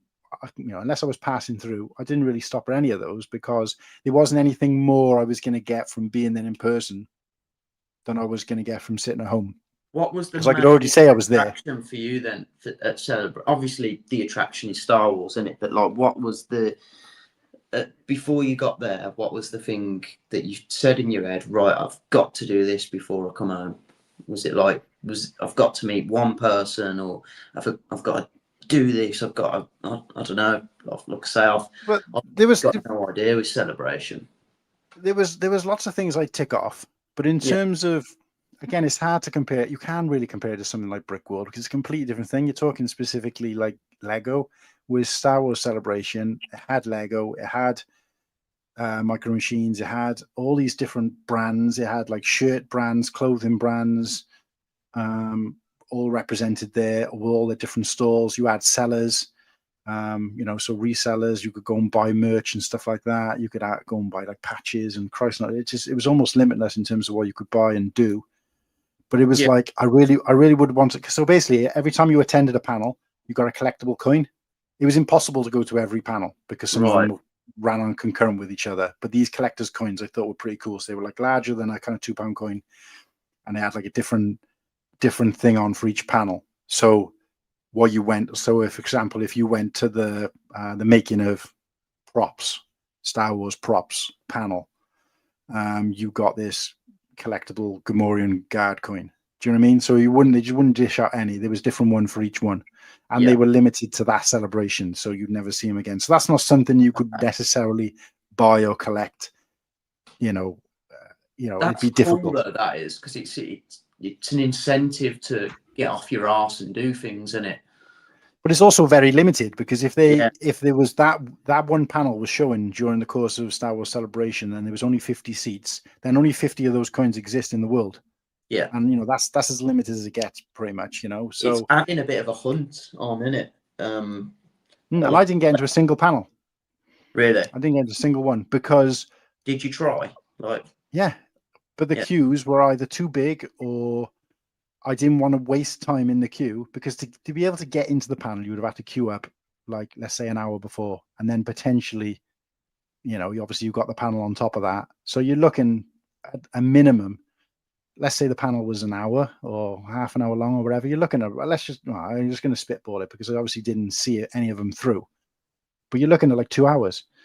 Now, like you say, you can waste that time if you don't get into the panel at all. It's time that, you know, you need to spend wisely when you're at an occasion like that. You need to invest it properly, don't you? Absolutely. Now, look, obviously, it's a 4-day event, no 5-day event. I can't remember. And initially, we did buy badges for the full 5 days, Yeah. but I think I can't remember what happened. But it was, from a financial standpoint, I think it just worked out very expensive for us to go, and we wouldn't have been able to take my daughter. So we decided instead we were going to sell our badges and just buy weekend tickets. Weekend tickets, 1-day tickets. So initially we were going to just go for the weekend, but the price to go to London, what we didn't realize is it's such a big event, it's so massive that all the hotels jack up their prices ridiculously. So to try to get a hotel, travel, just, to stay there for a couple of days, it was just, you were talking, thousands of pounds, including the price of the ticket. And of course, you got to buy food and stuff like that. It's just, and in London prices, even if you wanted to go out and live off ham sandwiches, Silly money. You're still talking, silly money. So we just thought, look, it doesn't warrant that. And the thing is, I'm a massive Star Wars fan. Kirsty loves Star Wars, but I feel like she was going more for me, and she wouldn't have gone without me, whereas I would have gone whether I, was with Kirsty or not, kind of thing. So it was definitely more of a me thing, and it just felt quite a lot of money to spend. And of course, the badges were really expensive. I don't want to say because I can't remember how much they were, but when you compare to like Brickworld, where you got the full sort of 5-6 day experience for less than £100, these tickets were like £100 each per day. Were they was there like a tier list of ticket? So was there like, say, gold membership and silver and that sort of stuff? No, you have badges. You have a full badge, which gets you into every single day, which I think they're about. They worked out the equivalent. Let's say it was a 5-day event. I can't remember off the top of my head. Let's say it was a 5-day event. They're equivalent of 4 days. So what I tried to do was I was queuing, and there was an issue with the queue, and I think we managed to get full badges for me and Kirsty, but I could only get tickets, a child's child tickets for like 4 of the days. So we meant straight away we weren't able to go to one of the days. Yeah. If you bought them individually, it would have cost more. But of course, some people can only go certain days, so you could buy individually for each day. And then each pass had a different picture on it, which again, I've got here somewhere, but sorry, I can't show them. But so we sold them. So there's set reselling sites where you go on to resell, and obviously those people send you the money or whatever, and it goes through this selling site. I can't remember what it was called. You get that money back. And we bought our, because at that point, obviously it's too late to go on and buy tickets because it's a sold out event within hours. That's everything, week badges, daily badges. But we went and bought from the same site that we sold our tickets to, tickets of people who were selling them. So we just went for the Saturday. So we were able to go up, get the train up, take a packed lunch, get the train back. And that cost, you're talking, when you include spending money, probably a couple of hundred, if not £1,000. So times that by 5 for 3 people, you're talking stupid money. But it didn't make sense. And I'm glad we didn't, because of course, if you were there all those days, there would have been less pressure on, and you wouldn't have wanted to go to needed. But it doesn't change because somebody said to me, well, if you've gone the 5 days, then I would have been a bit more flexible with time. But those what do you call them? Those panels were still only happening once throughout the weekend. Yeah. Do you see what I mean? So if there was a particular panel you wanted to go to, you still would have had to waste time. And of course, my time would have been a bit more flexible if I'd been there more days. So let's just say if you go to Brickworld for 1 day, you ain't going to be able to get to do as much as someone who goes there for 5 days. So I get that, but just the general feel of the convention where it was so busy and there was so much queuing involved. Anything you want to do, I queued for an hour to get my books and comic books signed by or people who were writers and artists from who were there. And at one point they were saying that you have to rejoin the queue if you wanted more than one signature, and I was like, that is ridiculous. And I was like, but it turned out that was bullshit. There was kind of ciphering through the queue, but we got there and it was just like there was a line of people. The problem is that the writers were kind of swapping out throughout the day, and people had told me about this beforehand, and they'd said, by the time you could join the queue because you want to see such and such guy. By the time, like Timothy Zahn, for example, was there signing, I believe, but he was there on a different day that we were there. But you could have queued for him. By the time you got to him, he's gone.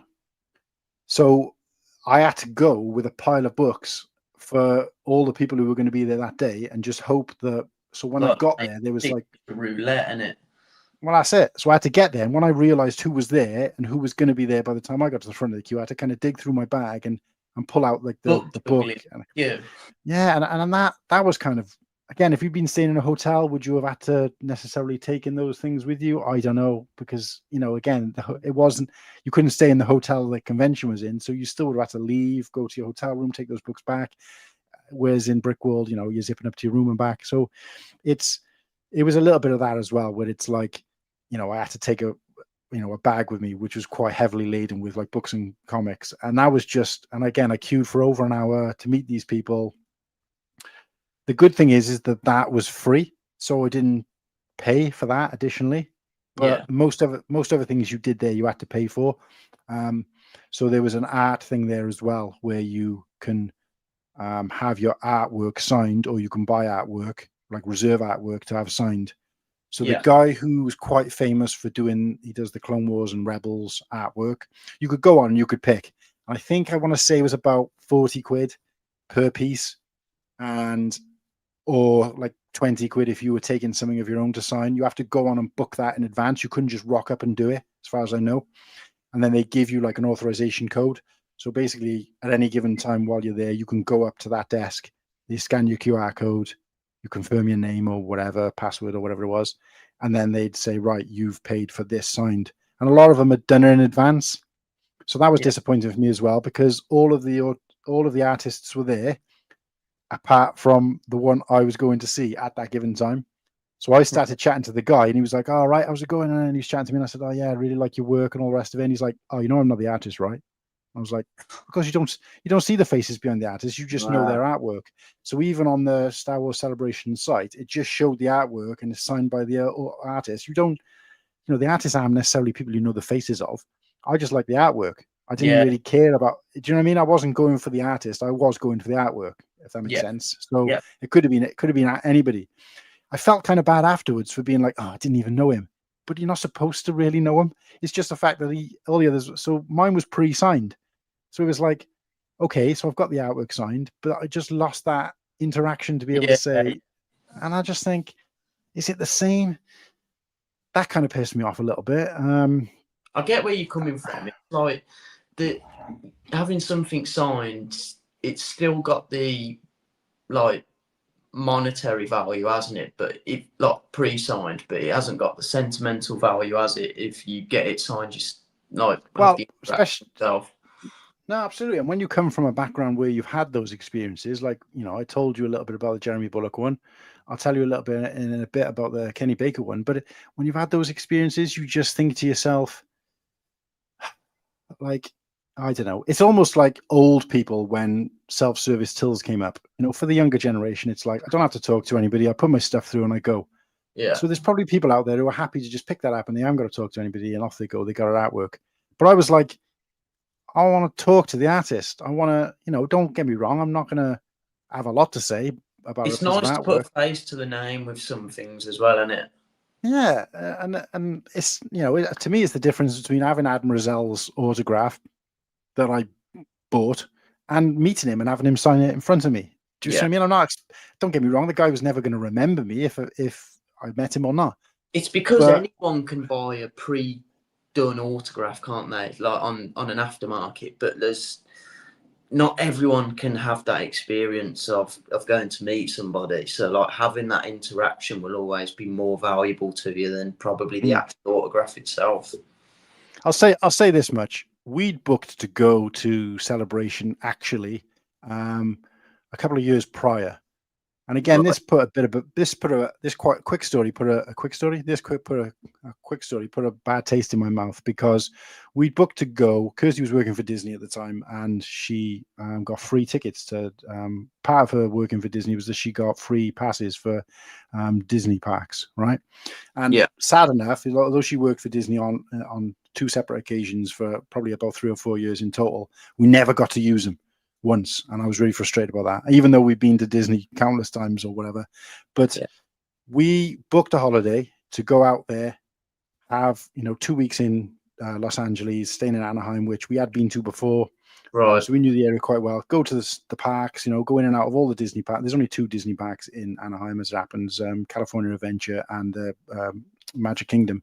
And, have a holiday, obviously, in a place that we loved, and also go to the convention, which would have made up 4 days of the 2 weeks we were there. Perfect, because it's like 2 things in one. Of course, COVID rolls around, because I think it was originally set for, I want to say, May.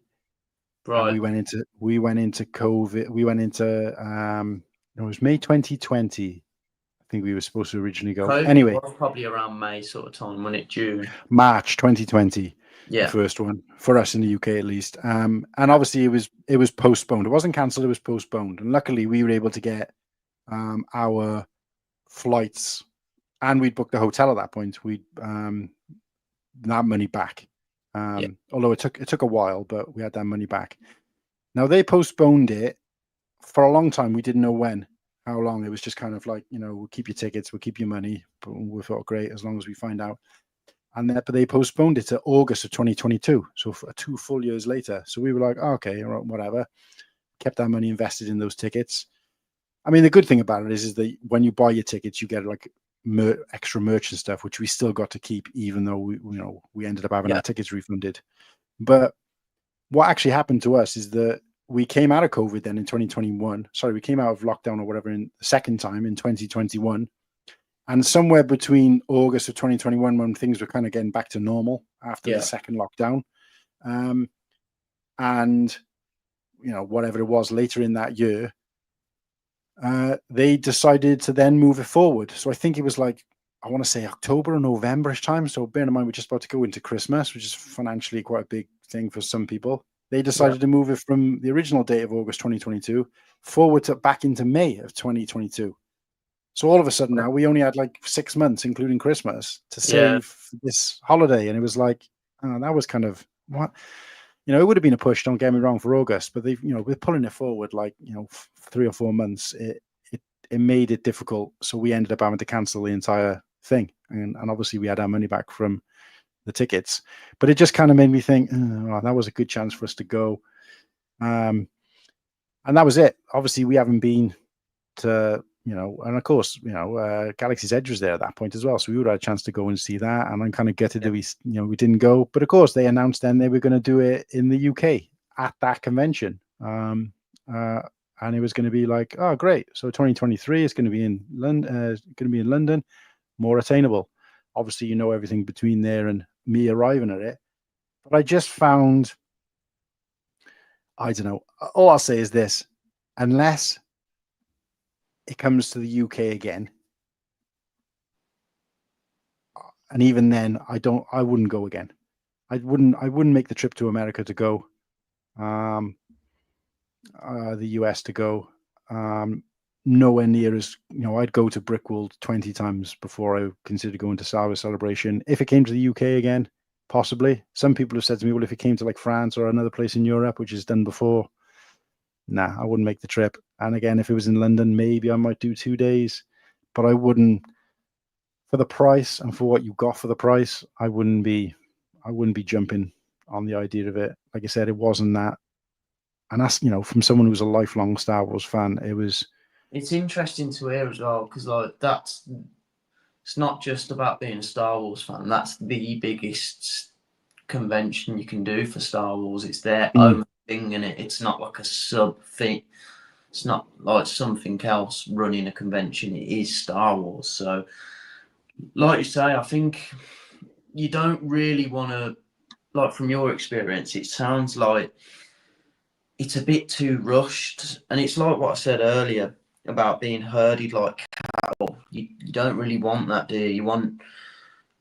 You want the freedom to be able to do what you want to do without being rushed to do it, or without having to queue hours to do it, because then that money, which, it sounds like you spent a lot of money, whereas half of that money has gone into just standing in queues. So it's sort of, obviously, the experience of being at Celebration and whatever, fantastic. But when you actually like do the pros and cons of it. Like, was it worth the money? Maybe you'd probably say no. Looking back at No. it wasn't. So When I was chatting to a guy who I think he met Obi-Wan. I can't remember who was there actually, but whoever it was, big guy. Let's say he met Anakin. Let's say he met Hayden Christensen. I'm not sure whether it was. I can't remember who was there honestly, because I didn't look into the signatures. Again, that's something you had to pre-book. You couldn't just rock up and pay. yeah, With Star Wars Celebration is kind of like cashless, so you book everything in advance. But the ticket, and those had separate, like once they'd sold out kind of thing. So it wasn't go for those. I think it was better because there was no queuing system for them. right. So it's almost the opposite of what you would expect, because that is a book thing and you have a book set time and you go at that time and you might be waiting, 10, 15 minutes or whatever. But, but you were talking like thousands of pounds to meet and have I again, don't know the figures off the top of my head, but I'm pretty sure I chatted to somebody afterwards or before who had booked it. And it was like to meet Hayden Christensen and then to separately have an autograph with Hayden Christensen, because you couldn't do these two things at once. It was like £1,000. And I was like, £1,000? That's just, no, mate, it ain't about that. And of course, when you're already paying for an event, I like some of the things that were free to do, but that was just, no, that was rude and that was silly. The good thing is, balmy, doesn't it? Sorry to interrupt. That no, go for it. You pay for a photo and an autograph from the same person, and you don't just get it there and then. Like it just, again, it seemed like common sense to me, but I'm not an event organizer. But if I've just queued 2 hours to get a photo with someone, why then do I have to go queue for another few hours to get his autograph when I've literally just been shaking his hand? Well, I think if you had to queue for that would probably make sense. But because they're separate things and you pre-book them, that's like I said, that was one of the good things. It wasn't for me because I didn't experience it and wasn't planning to with those prices. I've never really been into those meets since I've realized those prices. Don't get me wrong, what you paid I thought was reasonable, but if I was at that convention, honestly, would I have paid? No. And I've done that to myself because I've met people for a $5.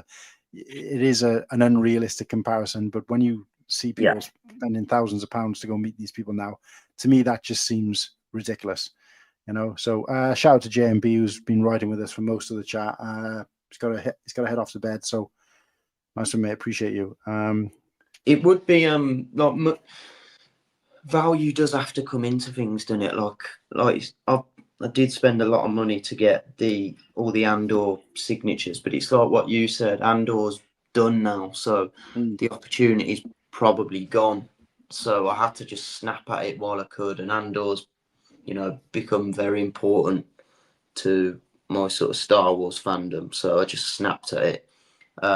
Probably rushed into but value and price are different things. Yeah, something can be and this comes into Lego too, doesn't it? Something can be so valuable to you and be really expensive, but still it is valuable. It's worth that money to you, but then to someone else, it could be like, oh, I'd never spend that much on that. So to them, it's not valuable, but to you, you would spend that money, so it's valuable to you. And it also, a lot of it's down to personal preference and opinion, isn't it? Well, this is why I say, like Brickworld, for example, and like Kirsty's just put in the chat now, she's surprised I wouldn't go again. But I think it's because I've been to Brickworld, and I'm definitely a bigger Star Wars fan than I am a Lego fan. Yeah. Thankfully, I'm lucky enough to be interested in two things that actually meet. Because for years Star Trek fans haven't been able to be Lego and Star Trek fans. They probably can now, but we've had that for a long time, so we've been quite lucky if you're both. I just think since going there and seeing the community, and don't get me wrong, there's probably Star Wars YouTube communities and stuff like that as well, which I've just not been part of because they generally tend to be quite toxic. But this community, in terms of a Lego community, is quite good, and meeting those people and having those interactions in terms of value and price, because the price, and I'm not just talking about the price because you can really compare it to other Lego conventions because there's nothing else like it, but in terms of getting a hotel anywhere in America from somebody from the UK, you wouldn't get a hotel in the middle of nowhere for that price coming from the UK. Yeah. so the hotel price is great, and considering the fact you're on your fingers on the pulse there, and it's a great hotel as well in terms of if you would just stay in there, it's a really good quality, what I would class as a 5-star hotel. And the location's good, and you're getting to meet all those people. That comes into the value of it, because that's not something you're paying for. That's kind of free. That comes for free. And what you get in terms of the price for what you pay isn't, because per day for the convention, where if you go for the full sort of 5 days, or you're talking like, I don't even know what it works out. It works out about 20 quid a day. I was, when that geezer was on ACOB having an absolute rant, calling it a rip-off and a scam, and he was obviously I didn't know the ins and outs of the price of tickets, and he was saying, "Oh, Brickworld costs this much," and I was thinking, what a fucking, pardon me French, what a bargain that is. Like, he's out there slagging it off, and I'm sat thinking, that's actually really reasonable priced tickets to get into the convention, hotel aside, because that's not. Again, that's part of the experience, but it's not like a must, is it? Like, you don't have to do the hotel. Like, there's people who live local who they only have to pay the ticket cost, and it seemed like peanuts. It is. I mean, I'm not going to do pennies to dollars to pounds, and let's go. It was around about 100 quid, right? And it's still about the same this time, because it's gone up by a little bit, but let's just round up or round down. 100 quid, and that was for, it was actually 6 nights, but 5, let's just say for 5 nights of the convention, because the flight prices are completely different. But for 5 nights of the convention, that works out 20 quid a day for everything that you got to do. And you could 24-hour convention in a sense. Well, I don't know. That's 24 hours. Yeah, you can. It's balmy, isn't it? Like, you could spend 15 quid. It's like Bricktastic, for example. I think it was about 17 quid for the day. And that's not 24-hour. Like, that closes on the night. So that's just 17 quid probably is $20, isn't it? Or however much. Well, let's just go in pounds, because we're in the UK. So £20 divided into 24 hours, 83 pence for every hour you're at that convention. 83 pence. Essentially, it's no, you can't come close to it. And of course, all the stuff you get for free, in terms of obviously food and stuff like that, you've got to pay for. But you could really thoroughly enjoy the day at Brickworld without spending a penny on anything that Brickworld has to offer. I had as much fun looking at all the stuff that was available at that place, that custom place that you got all your stuff from. I forget what it's called. I had as much fun looking at that stuff as probably some people did buying it, because it's just great to look at. Looking at the vendors, what they've got to offer, meeting up with people, watching the live shows, looking at the ball contraption, looking at the different things, going to the different events that are going on that they don't charge you any extra for. All that stuff, everything there that I did was free. You could volunteer and help and work on one of the events, and play with the kids with the toys, and help kids building Lego or doing events and stuff like that. If you're that kind of person, I like that kind of thing. That was all free.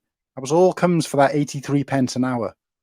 And I just think that's, honestly, if it was double that price, and I know Whittaky was saying this, and Slurpee was saying, why would you, Slurpee was saying this, and Whittaky was saying, why would you want to pay more? I'm not saying you want to pay more, but if now that I've been once, if the price was doubled, I still think it's great value for money.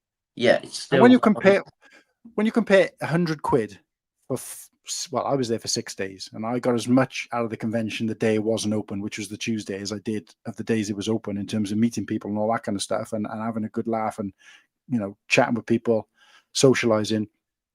100 quid, 5 days, let's say. It cost me more than that for 1 day at Celebration, and almost everything there I had to pay extra for. Yeah. So when in terms of value and cost, Brickworld. So in answer to your question, Oaktown, if I had the chance and I didn't have other financial responsibilities, because yes, it's good value for money in terms of what you get. 100 quid is almost forgettable. But the hotel fee, obviously, again, you can't get a hotel for that price in America if you're coming from the UK anywhere. But it's still, there's a fair chunk of money there. For what you're getting is great, but you still got to go there and pay it. Flights, food, all those kind of things added on, they do make it expensive coming from the UK, right? And not even just from the UK, because some people came from other parts of the US. I know Oaktown yourself, I think you probably paid about the same as us, if not more than us, for flights across. So you're talking, like, a couple of £1,000, which is a lot. I mean, it's not a lot for a holiday. Because if you said to me, for £2,000, you can go all inclusive to somewhere in like Cyprus or somewhere like that, which is, on the Mediterranean, or you can go to Brickworld for 6 days, Brickworld every day of the week, right? But it's still £2,000. If I didn't have those responsibilities, I'd go every year, mate. And it's hard to justify for me, and I know you'll be in the same boat too, like obviously with your daughter and Kirsty. It's hard to justify spending like over 2K on a holiday without your family. Because obviously that money that you're spending to go to Brickworld, and this is for me personally, like if I had the money, I'd be there every year. I'd love to go over there and meet everybody that I've become friends with online. I'd love that. But for my position, it's hard to justify spending a few thousand or like even £1,500–2,000 on a holiday while like my family's at home, and that's money that I should be spending to go on holiday with them. That's the only big thing for me. I suppose if I was still a single lad living with my parents, it'd be different because I'd have all that money on the back burner, just spend willy-nilly. But like you say, the Brickworld is expensive, not the convention, but as a whole for us from the UK because of all the travel expenses. So it is out of reach for a lot of us, and probably something. If like I definitely will go at some point. I will go, but then there is no way it could become a yearly thing. Absolutely no way. Even every couple of years is probably out of reach. It'd probably be a one-off special thing for me. But yeah, I think like, not that them guys over there take it for granted that they go every year, of course not. But it's like, it just seems a bit more difficult for us to do it than the guys over there who live a bit more local. And I suppose that's common sense, really. It'd be the same for Bricktastic, wouldn't it? If it's not going to cost me and you anywhere near us, it'd be like a tenth of what it cost me and you to get over there. Then No, yeah. And I think, like I said, we're lucky to be involved enough in that community that we can go and do that and spend that money and go. I mean, I've said, that for the sake of a holiday, it might be worth Kirsty sort of coming along and we make a 2-week holiday out of it. We go, I don't know, a week before and get to experience Chicago and maybe some of the neighboring states that we can visit, because we obviously, one of our things that we would like to do is visit every state in the US. And I'm quite lucky enough to have ticked off quite a few of them. We visited 3 states on one trip to New York. So it was like, that's the good thing, is that you can go and get a completely different experience from one state to the other. Yeah. And do that. And we could probably realistically do that within a week and then go and enjoy Brickworld. The problem for me is like, me and Kirsty have talked about it before, where she wants to go to London and go and see a show. And, it's like £100 for the tickets. And I'm like, well, that seems expensive. And she's like, oh, I don't really want to go on my own. And I'm like, well, I'm going, but I don't really want to see the show. So we're paying £200 for something that really should only cost us £100 for one of us to enjoy. So it makes more sense for you to go with your friend, where then you're still getting to go with someone, but it's only costing you £100. I'm there. And I feel like it's the same with the whole Brickworld thing, is that she does enjoy Lego. And I think she would enjoy it to some extent. I told her about like Tanya with Ken, where she sort of didn't really know much about Lego or much about the community, but she fit in quite well. Kirsty's probably not as outgoing and as loud as, and I say that with love, Tanya, not loud like that, but she can hold her own kind of thing. And she's not afraid to sort of get stuck in or whatever. Whereas Kirsty's probably a little bit more reserved. So probably wouldn't be as easy for her, but she's still effectively, I'm dragging her around for 5 or 6 days with people I know, like brothers, and she doesn't know at all. Interested in it. Like, exactly. And then it's cost us twice as much, because you still got to buy food, still got to have a hotel. You can't share it then with somebody else because you're with your partner. So that's gone. That's a full price. you still got to buy 2 tickets. You still got to get 2 lots of flights. So Yeah. instead of costing me 2,000, it's cost me 4,000 just so that I can go and feel better that she's not left at home. Yeah. It's not really a holiday for her as such then, So, so that, was something we discussed, and it just doesn't make sense. But no, look, in terms of value and price, the best convention that I've ever been to is Brickworld. Celebration, like I said, I wouldn't go back. Had some great experiences, and I think this is what's quite important is that I was lucky enough to be involved in some communities, albeit they weren't as interactive as this because they were kind of Facebook groups. We did a couple of online chat team type call things and that kind of stuff, but nothing like this. So you weren't seeing people and talking to people, necessarily in real time, but a lot of those groups, both for celebration and for different elements. So there was a kind of Star Wars groups I was in, Star Wars Lego groups I was in, there was Star Wars book groups I was in, and obviously celebration groups. And they all said that one of the biggest things, the most exciting things about it, similar to Brickworld with the meetups and the sig fig exchanges, was the, I can't remember what they called it even, the exchange of like goodies. Yeah. In terms of like I can't. There's actually a word for it, but I forget what it is. So I put a little bit of time into making some bits and pieces to give out and exchange swag. That's it, swag exchange. The swag exchange. And somebody said to me, do a basic version and a premium version. He said because some people are going to be giving out some really decent swag. Yeah. And you don't want to be saying, here's a sticker, because they'll see what you've got, and that's the only thing that was different to Brickworld. Because people gave me a sig fig. Like Shy, for example, gave me a sig fig, which is like, an expensive sig fig in terms of the, quality and everything. He didn't do that with the intention of getting one back. Although I did. And I was the same. I dished out sig figs. And in most cases, I gave out a sig fig and then one was given back to me, but I didn't expect one back.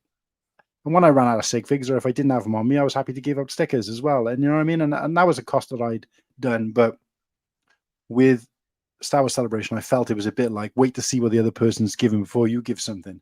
So I just thought, well, if I'm always going to give out the basic version sticker, I'm only going to get that basic version back. Yeah. But there was a few times where I was just like, swag swap, and people would come up to you and go like, you swapping swag? And be like, yeah, like, what have you got? And then I'd be like, right, I've got this and I've got this. And I'm like, and they'd be showing me what they've got. And I'd be like, oh yeah, you can have one of each or whatever it was.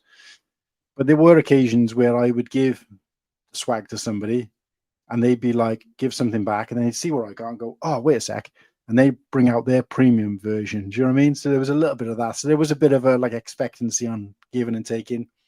So mine, I could probably share these pictures actually, because it's probably easier. But I gave out, and that, the point I'm making with that is that interaction with people was good. My first experience doing anything like that, because that didn't exist at conventions I went to before. Yeah. And until Brickworld, I didn't see it again. But at Celebration, there was a lot of that. The interaction with people, the taking photos with people, and not, I'm talking about like the stars from the show, but people who went dressed up.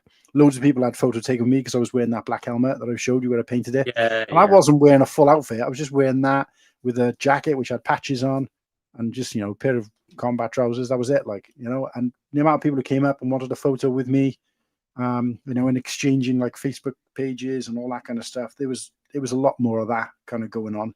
And that's nice though. I'd almost say to people, if the price was better and it was more easier and more regular to get to, because if, obviously if they had it every year in Europe, like Brickworld is every year in Chicago, well, you can go to other versions of Brickworld.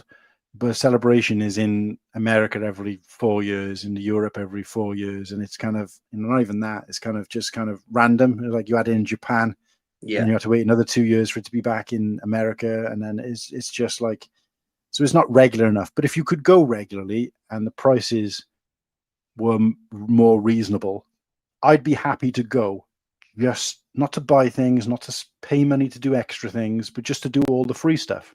And to have these exchanges with people and have these interactions with people. But it's just, when you pay that amount of money, you need to do more than just that. And you just couldn't. You need to get something monetary to, to you show need more bang. Yeah, you need more bang for your buck. And there just wasn't. Not, like I said, the panels were free. but the chances of getting into them were so slim that it's not even worth talking about, you know. So that it's was almost like with the Star Wars conventions. Then not Lego. You're better off going to a smaller convention where it's going to be, you know, a little bit more personable and hectic. It's like again, going on StarFury Invasion, the tickets that you buy, you are pretty much like 99% guaranteed to get whatever you've paid for. So, and you're not in a rush to do it. So again, I would say that's a lot more valuable than Star Wars Celebration, for example, where you know you might only get to do a certain amount of things. You might not get the autographs or photos that you wanted. Like you might with StarFury Invasion, I write down on my phone like a notes list of what I've booked and on the Friday. So then coming home on the Sunday, everything had been ticked off. But I'm like at Star Wars Celebration, you might have notes with everything you want to do. You come home and you've probably got like a quarter of that ticked off at the most. So for me, looking at it now, if I would probably go to the next Star Wars Celebration that's in the UK, just because I haven't been to one, so I would just like that experience. And then it's a bit similar to like what you were saying with Brickworld. You've got to have your own experience. You can hear everything that other people have got to say, but you've got to experience it for yourself too. So I would definitely do it when it comes back to the UK, because it will do definitely at some point. But yeah, and these conventions are just they just seem so different to Lego, don't they? Like, and again, I've only been to a handful of Lego conventions in the UK. Nowhere near the scale of people, but it just seems a bit less. Obviously, it's less hectic because there's not people like bombarding or rushing or all in one big queue. So I'd say a Lego convention is a lot more relaxed and chilled out, which sort of, you know, it excites me for Bricktastic because it's, you know, it's the Lego, it's the chilling out, but it's like what you were saying about Brickworld. It's the interactions and the experience. It's like we've been speaking on streams online for probably over a year now. Same with like Slurpee, all the UK guys, but to have like that in real life relationships, it just sort of, you know, it's different, isn't it? It's very different. So that's what I'm looking forward to getting out of these, like this Bricktastic. But then like at Star Wars Celebration, you haven't got time to build relationships with anybody because it's so hectic. No, that's right. Yeah, I'm just trying to share these pictures of this swag that I kind of swapped, if you like, because I don't know, is it limited to how many I can send? No, it shouldn't be. I mean, there's some pretty cool stuff there. Like now I'm looking at the photos and I'm realizing how much I actually did, which is quite a lot. For whatever reason, it's not coming up on here as the option to share it anymore like it was before. Scanning nearby. Kirsty's coming with me to the next celebration, mate.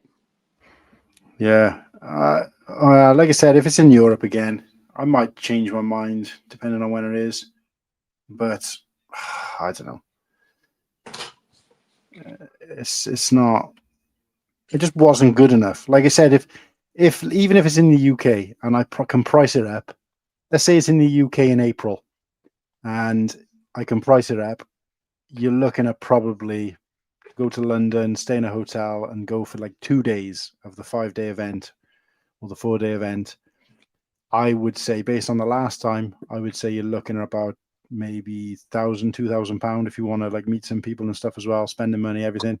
Yeah, I would easily sack that off and go to Brickworld for the same price, if not less. Yeah. So,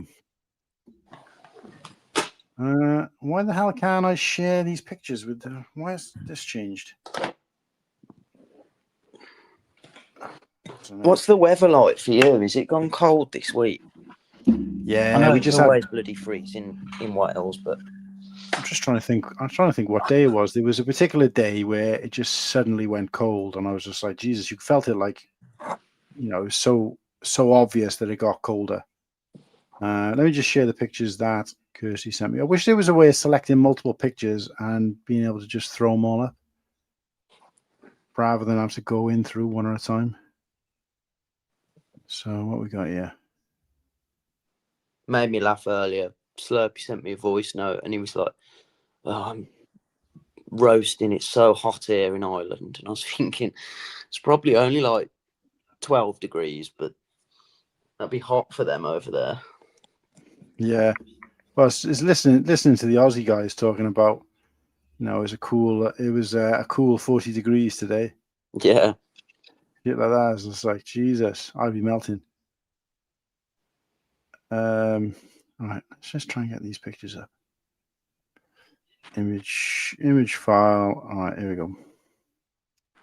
I've got a bunch of pictures that Kirsty sent me. And I've also got some on my own phone that I found, but for some reason it's not letting me share them. So check this one up. So this was just before we went in. And obviously you can see me there with somebody dressed as pretty good, accurate version of Boba Fett. And you can see I was wearing the helmet there and just my patch jacket. Yeah. Not the most exciting photo. The only good thing I will say about that is everybody talked about the queues being horrendous. We literally rocked up. And I think we rocked up about... Oh, that's me. We rocked up about half an hour after we were due to... It was due to, like, we would... Our ticket time, I think is, let's just say our ticket time is 10 o'clock. We rocked up there about 10:30. Right. And you can see that is the queue behind us. The lot where you see the light shining, that's the entry, and all of that gating was all to go through that door. Yeah. And that hall was massive, and it was just full of queuing gates. And bearing in mind that this arena had like about a mile of gating prior to going into this room. And apparently some people were queuing for that whole time. They were queuing all along the building outside for that mile or whatever it was, and then queuing up and down, up and down, up and down, this like in a theme park ride. Because they probably got there half an hour before they needed to be in there and spent all that time queuing. Just for me to rock up half an hour after. And of course, I would have had half hour less in there, but for the sake of just walking in and just strutting straight through the door, that kind of didn't make sense. People I spoke to afterwards, they were like, "Oh, how long did you queue for?" I was like, "You didn't." What do you mean? "Oh, you didn't get there till midday, did you?" I said, "No, I got there like 25 minutes after we were supposed to get in, and I just walked straight through." And like, I wish I'd done that. I mean, I don't see the point of I don't know what they expected to get from getting there early, but Brits love queuing, don't we? It's sort of, we're world renowned for being good at queuing. It's like a religion, isn't it, to us? I felt awkward being when I was at Invasion in a queue, and because I was on my own, I was absolutely busting for a wee, and I had to ask the bloke in front of me, but then I thought, is it rude? I was like, "Excuse me, mate, will you hold my place in the queue?" And then a few people behind me were like giving me proper dirty looks, and I thought, come on, I only need a wee. But if you're with someone else, it's easy, innit? 'Cause obviously they're holding your place in the queue. But I got right dirty looks, and I thought, yeah, I'll be out of the queue for about 5 minutes. Just needed a wee. I just hate queuing. Like you say, sometimes you're better off being nonchalant about it and just rock up when the queue's died down, because you're still, all right, you might get in there about 15, 20 minutes after them, but you've just spent that hour while they're stood in line, desperate for a slash. You've been sat down or in a pub or whatever, having something to eat or... Yeah. This is quite a good... That's sick, that Jawa. I got to meet Dark Helmet. That was pretty cool. Where else? I mean, that was the other thing about it, is that anything we bought or we picked up or we collected, you had to fucking lug it around all day. And again, if you were staying in a hotel in London, I don't even think then you would leave just to go and take a load of stuff back to your room, because you're talking by the time you get out of there, get to your hotel, which, you know, in some cases would have been a metro ride away, and then get back there, you've lost an hour or two. Yeah. Even if you were walking distance, you're still talking probably half an hour or more to go there and back. So, you know, you see people just lugging backpacks full of stuff around. And I was just like, that's one thing. And again, about Brickworld is like, you can just whiz it up to your room. And not even that. I was with Whiskey and Slurpee, there's multiple times where Whiskey and Slurpee was like, I'm going up to the room to get a cup of tea or whatever. And I'd be like, oh, you already take all my gear as well. And we just dump everything in our piles in our room, like, you know. Sometimes as well, you just need half hour to just decompress, don't you? And being within a 5-minute stroll to your hotel room is a godsend when, you know, because there does come a point in the day, doesn't it, when social battery runs out. Some people have a longer battery life than others, but there's times in the day where if I'm out all day, sometimes I just want to have a sit down and, you know, 5-10 minutes to myself, light Slurpee, just want to have a cup of tea. So being at Brickworld, if I was to go, I would 100% want to stay at the Rennie just for that pleasure of being able to just, you know, go and chill out when you want to.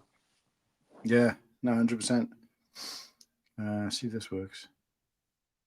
So we were with this thing with Ashley Eckstein. She was actually doing a thingy for kids, I don't know. I think of it. She'll correct me if I'm wrong here now, but she was doing a interactive thing with the kids, so like lightsaber battle or whatever it was. So she was just there. It wasn't like, I mean, obviously she wasn't signing autographs and having photos with people. And again, I don't really care. I don't really care that much about that kind of thing. I think it's, you know, to some degree, for me at least, it was overrated. But she was just, you know, she was there. She was with the people. She wasn't like, you know, behind a bunch of security guards or up on this. She was up on a stage there, but she was down on the floor, kind of just walking amongst people and talking to the kids and stuff like that. So, you know, we were there, sat down on the floor, and she was there doing this kind of preparation thing. I went off to collect my artwork at this point. So my daughter was doing the kind of the interactive session they were doing. But when I came back, she's just walking amongst everybody, like, you know, doing this thing. She had a microphone on, but you could just, and again, because you could see what she was doing, I wasn't going to go up and go, oh, can I get a photo? Can I get a photo? Or anything like that. But to me, like, I was as close to her as I would be if I'd met her. If that makes sense. In like meta. And, you know, that was cool for me. Oh, that was it. It was a mindfulness thing, for kids. It's nice. I mean, there was pretty good with stuff like that as well, in terms of, you know, having quiet areas for people to go. They had an area where you could sit down, which wasn't very crowded, where you could sit and eat your packed lunch. Yeah. So and they let you go in with a packed lunch as well. So there were food places there to eat, but I remember there being like a kind of food hall thing. So, like with Brickworld, for example, if you wanted something to eat, unless you ate in the restaurant or the hotel, you had to leave. And then they had food trucks there, but they were absolute garbage. I wouldn't waste any money on them. But other than that, it was kind of, you have to leave and go find food. This place, they did have stuff there to eat. So I'd say that was one up for Star Wars Celebration. I don't think it was ridiculously expensive, but there was a place there you could sit, and, you know, you were sitting on carpet on the floor, but it was a big area where we could just sit and just relax and eat our packed lunch. And that was kind of, everybody was doing it kind of thing. So that was pretty, I thought that was quite, you know, that was a plus for Star Wars Celebration. You do definitely need that. It's going off on to Lego again. Sorry, it's just such a shame, isn't it, that we don't have anything incomparable to Brickworld. I suppose even, well, in America they've got a lot of big conventions, haven't they? Again, I haven't been to Bricktastic yet, so you know, it might change our mind, but I still know for a fact it won't compare to what Brickworld is. I suppose it is what you make of it, isn't it? But it is just such a shame that we don't have anything like that. And I've heard from numerous European people that Bricktastic's the biggest thing in Europe as well. So, and for that to not be anywhere near as hyped up as Brickworld, it's like, it's just a shame, isn't it, that we don't have, or probably won't ever have, anything on that scale. No, yeah, and that's what I liked about. And again, another plus for Celebration is it's not exclusive to any particular place, and it's not exclusive to any particular country. It's the Yeah, Star Wars Celebration, and it's appeared out of the US as much as it has appeared in the US. So they've been in like Europe, they've been in, obviously Tokyo, and different places around the world. And even when it does go back to America, it's usually in a different place. So that's been pretty good. yeah, I think it's more it is for everybody then, and it's more inclusive. Yeah, absolutely, and it gives everybody a chance to go from not from everywhere in the world. If you live in like Outer Mongolia, you might not be able to go there as much as you'd like, but and this is a pretty good one for me. Always a big fan of Gamorrean Guard.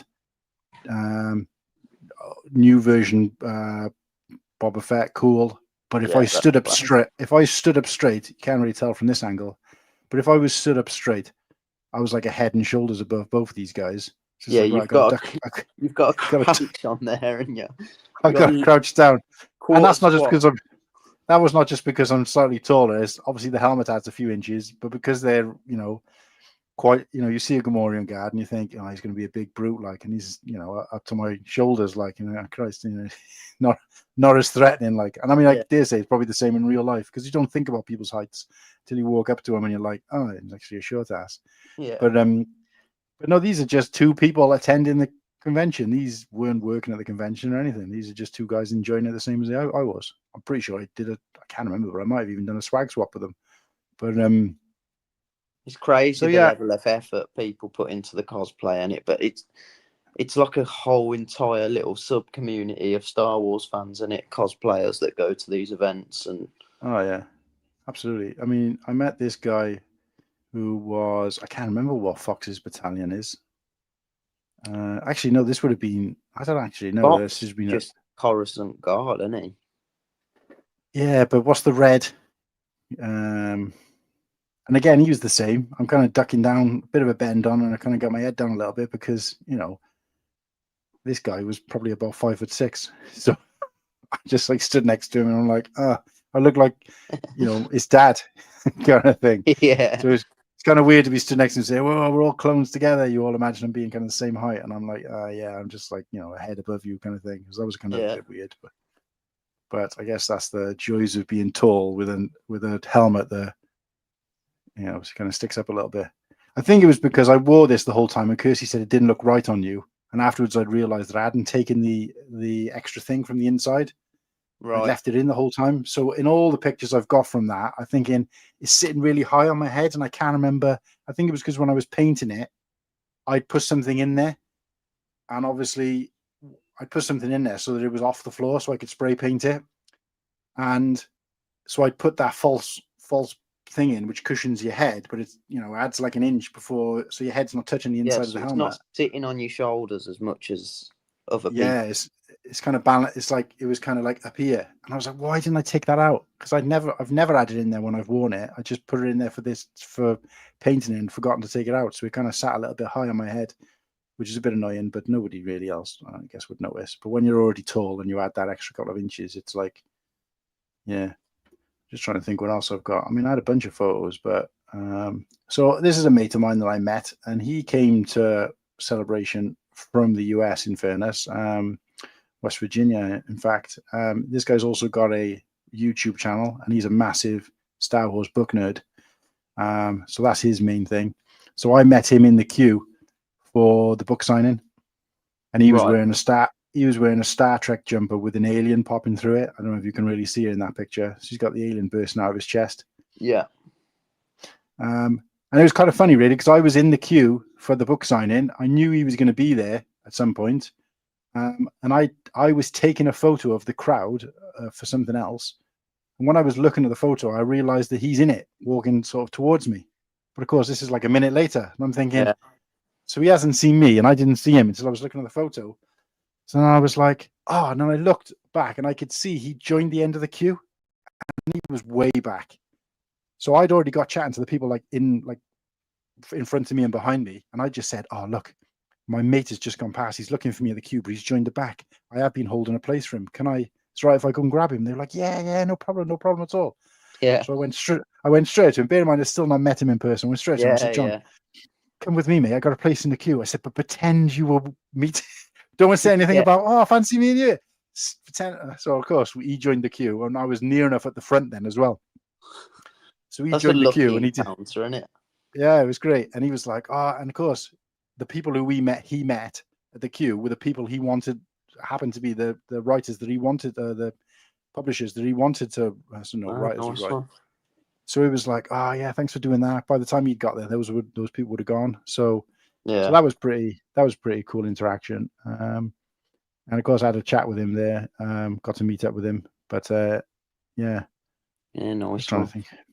But look, I have got other pictures, but I should have been more prepared. If we ever talk, do a stream about conventions again, because I'm also conscious of time now as well, that I'll be a bit more prepared, and I'll probably share a few more of the photos. I got one of Carl Weathers. Again, didn't meet him, but nobody really wants to see a picture of Carl Weathers. They know what he looks like, but shout out to him because he's obviously RIP. But I'll just share this last one because it is. If you'll let me scroll down to see it, it's me and my daughter. So she really enjoyed that celebration as well. I mean, she's put on about 3 foot since then as well. So, but yeah, she had the lightsaber. She got like a patch, an R2KT patch on her denim dungarees as well. She was really into it. I mean, she got loads from it. That was a good thing about it. Is I peeled off to do a few things that I wanted to do that those guys wouldn't have been, Kirsty and Maya wouldn't have been interested in. Yeah. Such as, collecting my artwork, getting the signatures, trying to go in the panels and going for the book signatures. And they went off and did something else and had fun. So it wasn't like, oh, they're waiting around for me, which was great. That's nice, that is. But yeah. Sigbrix, how's it going, mate? How's things with your Whatnot stream? Hopefully everything's going good. Sorry, I did fall behind again in the chat a little bit. What are we saying? So Kirsty's saying, I think your experience was a little tarnished because you spent a lot of time in line waiting for autographs. Yeah, Maya and I had an amazing time meeting people and checking everything out. Exactly, but one of the best experiences not only was being in that queue and getting to meet John and that little thing that I just talked about, but also the fact that I did come away with some signatures. Yes, it took up a chunk of time, but that was the whole point, is that if I'd done that multiple times and had more of a better experience, my experience would have also at the same point in time been worse because I would have spent all the time queuing. So it was kind of like a juggling act, like Nimble said, where you have to, if you want to get more from it, you've got to queue. But the more you queue in, the less you're getting from it. So it's kind of like, double-edged sword. So getting to see live interview with Carl Weathers and Giancarlo Esposito was a highlight. Yeah, so those guys did check out the live interviews. Again, I wasn't interested necessarily in that because I could watch that back anytime. If they were interacting with the crowd or talking, close enough to, make eye contact with you, different story. But it was just from a distance. So, but they love that kind of thing. So they enjoyed that. Smokey's in the chat. What's up, Smokey? Smokey. So she spoke to Maya. I didn't know that actually, or at least I forgot. She spoke to Maya. Maya wasn't bothered, but I was very excited. Yeah, I don't think Maya really kind of triggered who she was. Because I've tried to explore the lore with Maya a little bit more, but apart from maybe the main movies, and this is a good point to make because I know Sean was talking about it a long time ago in ACOB, Maya connects more with the sequel trilogy because that was kind of her, her era when she was getting into Star Wars. She does like the films, and I'm not saying that that's her favorite, but I feel like she connects more with like the character of Rey and stuff like that than she probably does Luke and Leia, kind of thing. So yeah, it's definitely a generational thing. But look, like I said, I've got a ton more photos. There's loads of, I've managed to dig this out quickly, so I'll throw myself up full screen just to show this. So this was, again, something else that I booked in advance. So I think it was Forbidden Planet. So I paid to pick up a copy of the magazine, and I can't even remember comic. Can't remember which comic this was. I think it was one of the Vader ones.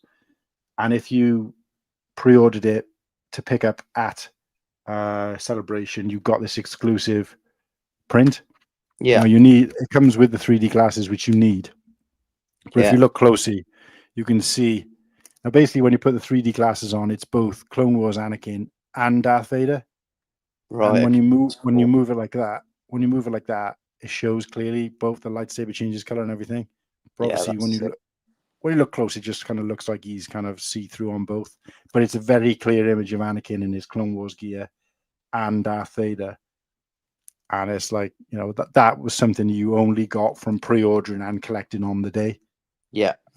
So I don't know how many of these were, but this has got to be quite, you know, this is going to be more exclusive than any other artwork that you could generally pick up. So you're talking probably maybe 100, 200 copies of that. And that's a sweet piece of kit. Yeah. And next to Lego and, well, I say next to Lego, I think my biggest love within Star Wars has got to be artwork in terms of, you know, in terms of what I love and enjoy and collect, but in terms of how much I've got as well.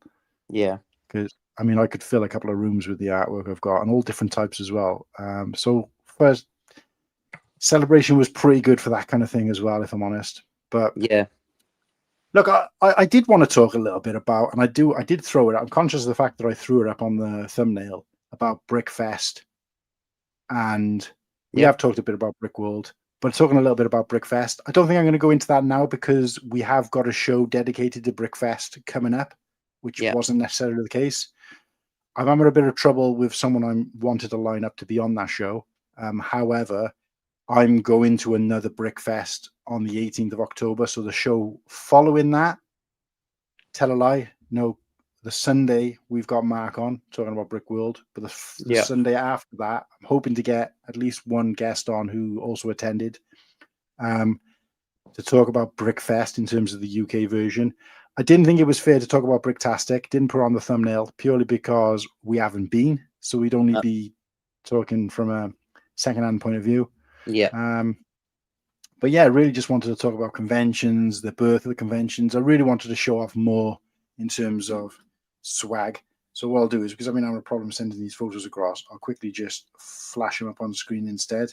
So I do think it is one of the bigger things to do. It's like the whole sig fig thing, but I think with Celebration, I'd say it was more advanced than that. So I had a friend of mine make these. I'll throw myself up full screen first. And I had a friend of mine, shout out to Tanya, make these. Could you see where they are? Yeah. So Stormtrooper keyrings. So they're engraved keyrings. She also did me a bunch of clear ones. Clear ones have got, I mean, the detail on them is really good. Yeah, the pictures, although the photo doesn't show well, the picture does. But I also had a bunch of white ones, and they came just white. Can't really see that. Actually, there might be a better picture. I think that's a better picture. So that's what the white one looks like. You can't see the detail on there, but the lines are there. Yeah. And then what I did is that's going to keep turning. What I did is I hand painted them. Yeah. When I say hand painted them, just got a little blob of acrylic paint and just wiped it over, and it just fell into the grooves. Yeah. So I did that in a bunch of different colors. Yeah, that's really cool. I haven't got a photo of it on here, but I actually did a rainbow one, and I only made a one of that, which is my own. So I had that on my backpack. So what I did is I took one of these and just did every color, the main colors of the rainbow, the 6 colors, a little streak of each. Then I blended them in together. So I wish I had that with me because that's a fantastic, one of the best looking bits of thing I've made for myself. Of course, you can see that the helmet there when I was the stages of me kind of painting it, flicking the paint. Fast. I literally just flick painted it in the old warehouse of my store. So, and then obviously showing it from the front then. I had some tape on the front, so once you got that off, those blobs disappeared. And then this is it's not the best picture because it's sideways. So this is an example of one of the things I made for swag. Yeah. As in this was the premium version. So you can see, I've probably shown these off before, but it's got SWCL, which is Star Wars Celebration London. The L is a different color. And it's actually, this version is 2 versions of green. And then in the Phase 1 clone helmet, I've put both those greens in it. Yeah. So that one I made for myself because it was a little bit extra work. With all the others, I picked out threads from my thread collection from cross stitching. I picked out like, I want to say about 50 colors. So I made about 50 of these. Right, they were taking me on average about 15 minutes to make, and then I did so there was no two colors the same. So it was like 4 shades of yellow, 10 shades of green. So I banged them out there, so they were quite exclusive. So that, you know, especially with the SWCL on, so there's no two. And I was telling people there's not another. I'm not giving out like 50 reds or whatever. It was like every single one was slightly different. Yeah. My intention was afterwards I'd started my own Facebook page at that point, and my intention was to get everybody together and like share which one they had, so I could try and piece together, like with ACOB did with the 66 sets and who had orders, and get everybody to. And I know they never got around to actually doing it to a point where they were like, right, who had one number? I was hoping to try and do something similar, obviously years before, but it never really came to fruition. I just never really chased up, because that was around about the time Facebook was kind of dying out. Yeah. But I would have liked to have kind of chased that up and seen who got one and where they all went, where they ended up in the world, because I was giving them out to different people. But again, I was giving out those, and some people were kind of, let me show you, let me give you my the premium version of my swag. And Kirsty did actually send me a picture, in fairness, of some of the swag, which I think is her pile, which is like, probably half the size of my pile of swag. But just an example of some of the things that we got. So some of them were like, proper little embossed pin badges. We had some patches, cool little knick-knack, little button badges, some stickers, and they went to some detail where it was like, that's all the good. droids crossing Abbey Road, and then there's like a Paddington Bear, Grogu. That's class. There was tons of different things, and the effort people went to. Some of these looked like, you can see the London bus there, which is an 8080 in the background. That's brilliant. There is, what's this one up here? This one here came with, like, you see the packaging for that one, where it's like in plastic with the print, and that's something someone's made. So the effort people go to just be handing out as well. I'm going to show this one for Hive if he's watching back. Can you see the Nirvana style Ewok? And they just kind of blurred out where his Willy would be. Obviously, if that was, in the Nirvana thing as a kid, it just says Nub Nub instead of Nirvana. And I mean, that, like I said, that was just Kirsty's stuff. And some people were just giving stuff out willy nilly. And I think Kirsty was giving out Kirsty and Maya were giving out packs of stickers. But I was getting that kind of stuff back. And then when I was giving out, they can see something handmade, they were like, oh, here's the stuff I had. I got a little drawer here with some of the bits in, but I haven't really had a chance to kind of organize any of it. So it's kind of all over the place.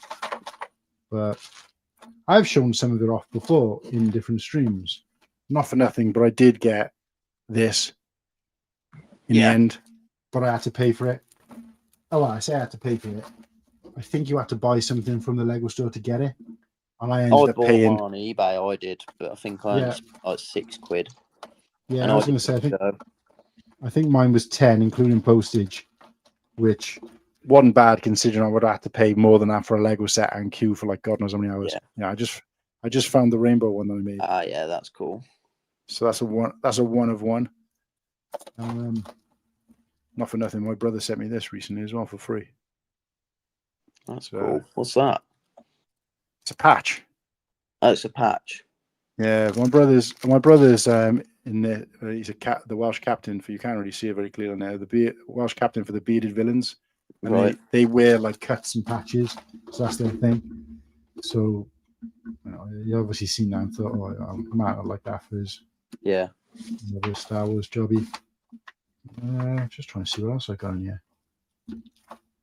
I got drawers and drawers of this stuff. I tell you what, there's I'm looking for just one. These are some stickers that someone was giving out. They're brilliant. And they're like, I think they were supposed to be like Pez's. Right. That was pretty cool. Where's that actual pin badge gone? I had an actual pin badge, and it was like an Admiral Akbar pin badge or something like that. I can't remember exactly what it was. That was probably one of the best. their brill or the stickers and knickknacks. I mean, they're good quality ones as well. You know, it's not just cheap stuff. But Yeah, there's the holographic AT-AT bus. yeah, that's I can't see the amount of pins I got from there was just unreal. Well, I don't actually know where they all are because they're kind of all over the place. But anyway, yeah. So that I think was probably one of the better things about the convention itself. Getting to and that's pick up, the stuff that's not advertised, is it? It's not advertised. It's not, every experience is different with that. Yeah. And that's free. Yeah. And I'd love, that kind of stuff. I love, so Yeah. clever pig. How's it going, mate? But yeah, look, overall, I would say, I don't think we were ever trying to establish which is the best convention. But in terms of trying to arrive at a conclusion to this stream, that I think, your experience is based on a lot of things because you had a great time and you went on your own. So I don't think you have to know people. But I think the social side of things, if you're that kind of person, and trying to get as much out of a convention, regardless of what it is, without having to pay stupid prices, is the key thing. Yeah. I think it goes without saying that don't go into a convention without doing some kind of research, either belonging to a group or some kind of community where you can at least find out the best course of action. Yeah. I think I learned a lot from both Celebration and Brickworld that I could take to the next if I was ever to go again, in terms of how I would, go into it, not just in terms of how much money to take, but where to spend my time. But overall, I think for me, as much as I love BrickFest, and the only reason I've been back to BrickFest, which is the UK one-day kind of version that we go to here, I only go back to them because I can volunteer them.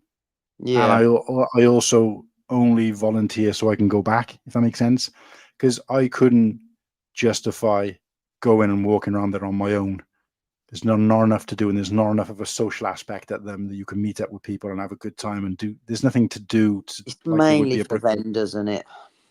Absolutely. But I do enjoy elements of them which I can do whilst working. So effectively, they're getting a day's labor out of me, and I'm getting a little bit of a chunk of money, but nothing worth really talking about. Yeah. But it's an opportunity to go to something that you're passionate about and you enjoy without feeling kind of bored. Yeah. So like I said, if I went as a visitor to more than, say, one of these, even if I was with a crowd of mates, like if, let's just say me, you, Slurpee, Whittaky all met up and went to one, we'd be in and out of there within an hour. Yeah, yeah. You know what I mean? And I don't think it's worth the cost for that. But for me to go there, work, and obviously not pay to go in, but make some money, and get a chance to kind of see some of these things before they're for sale, and quickly slip them a tenner and be like, I'll give you a tenner for that. Or afterwards, when they're packing everything away, I've got some fantastic prices where they've had it marked up at like 30. I'll use an example, 30. And I've seen people buying them for 35 or selling them for 35. And I've said, look, before you pack that away, here's a 20. Yeah, yeah. And, the public's gone now and they know they're not selling it to anyone else. They'd rather not take it home. Yeah, 20, no sweat. Yeah. And you get those kind of good deals anyway, just because you work in there. So they see you as kind of like VIP. So you're one of them, aren't you? Sort of. So for me, that is good for that element of things. But in terms of going as a visitor, getting value for money, best cost, best price, best environment, best, what you can come away with in terms of what you spend. So I probably, it cost me like nearly £2,000 for the whole thing in Brickworld. But I came back with lifetime memories, lots of great friends, solidifying things. And I came back with, probably £1,000 worth of gear as well, if that makes sense. If I had to put a value on all the stuff I came back with, includes in terms of the sig figs and stuff like that, I came back with £1,000, but I didn't spend £1,000 on the stuff. Do you know what I mean? Most of it was kind of free. So in terms of value, overall, Brickworld is triumphant. And at that point, I will say that we've got some shows lined up. Unfortunately, we've had a few to be confirmed that haven't yet confirmed, but we have got shows lined up loosely for the next sort of 6 weeks. Going from the back, which is more confirmed than the front. First weekend in second week in November. No, first weekend in November. I believe the 2nd of November is Crimson Toaster going to be on with us, talking mock and, talking youngster in the community, talking a little bit about Brickworld. Coming back from there, I think we're on like the 26th of October. We've got BrickFest chat, so I'll be talking about BrickFest, and I'll have just attended one of their events, and we'll be talking a little bit more about that, and I'll hopefully get some people on who attended the event or have attended past events. So Nimble, obviously, I know you've been to one, so we can talk about that. Yep. Going backwards from that, I think it's like the 18th, 19th of October. We have on Mark, the Chief Brick Officer of Brickworld. He's going to come on the show, talk a bit about Brickworld, get some hype going for that. And if you haven't bought your tickets yet, do it now because the price is about to go up. Coming backwards from that, I think we're on the, I want to say the 12th-ish. Yeah, the 12th, to be confirmed. Coming backwards from that, the 5th, to be confirmed. And coming backwards from that, which is this weekend's show, we have got no guest, no specific guest, but we have got people on talking about the Brickworld, the Lego store opening in Cardiff. So obviously I'll be able to share my stories. Joel, aka Joel's Bricks, will be on, popping on to share his story because he was there with me in the queue, and we obviously had spent a couple of hours at the store, and then we obviously went and did a little bit of shopping and stuff together. So I got to know Joel a little bit more. So Joel will be on, popping on briefly. Job, aka Brick Flair, is also going to be popping on briefly. He was there too. I didn't get to spend as much time with him because he had a hangover, so he had to shoot off. But he's going to be there talking about his experience as well.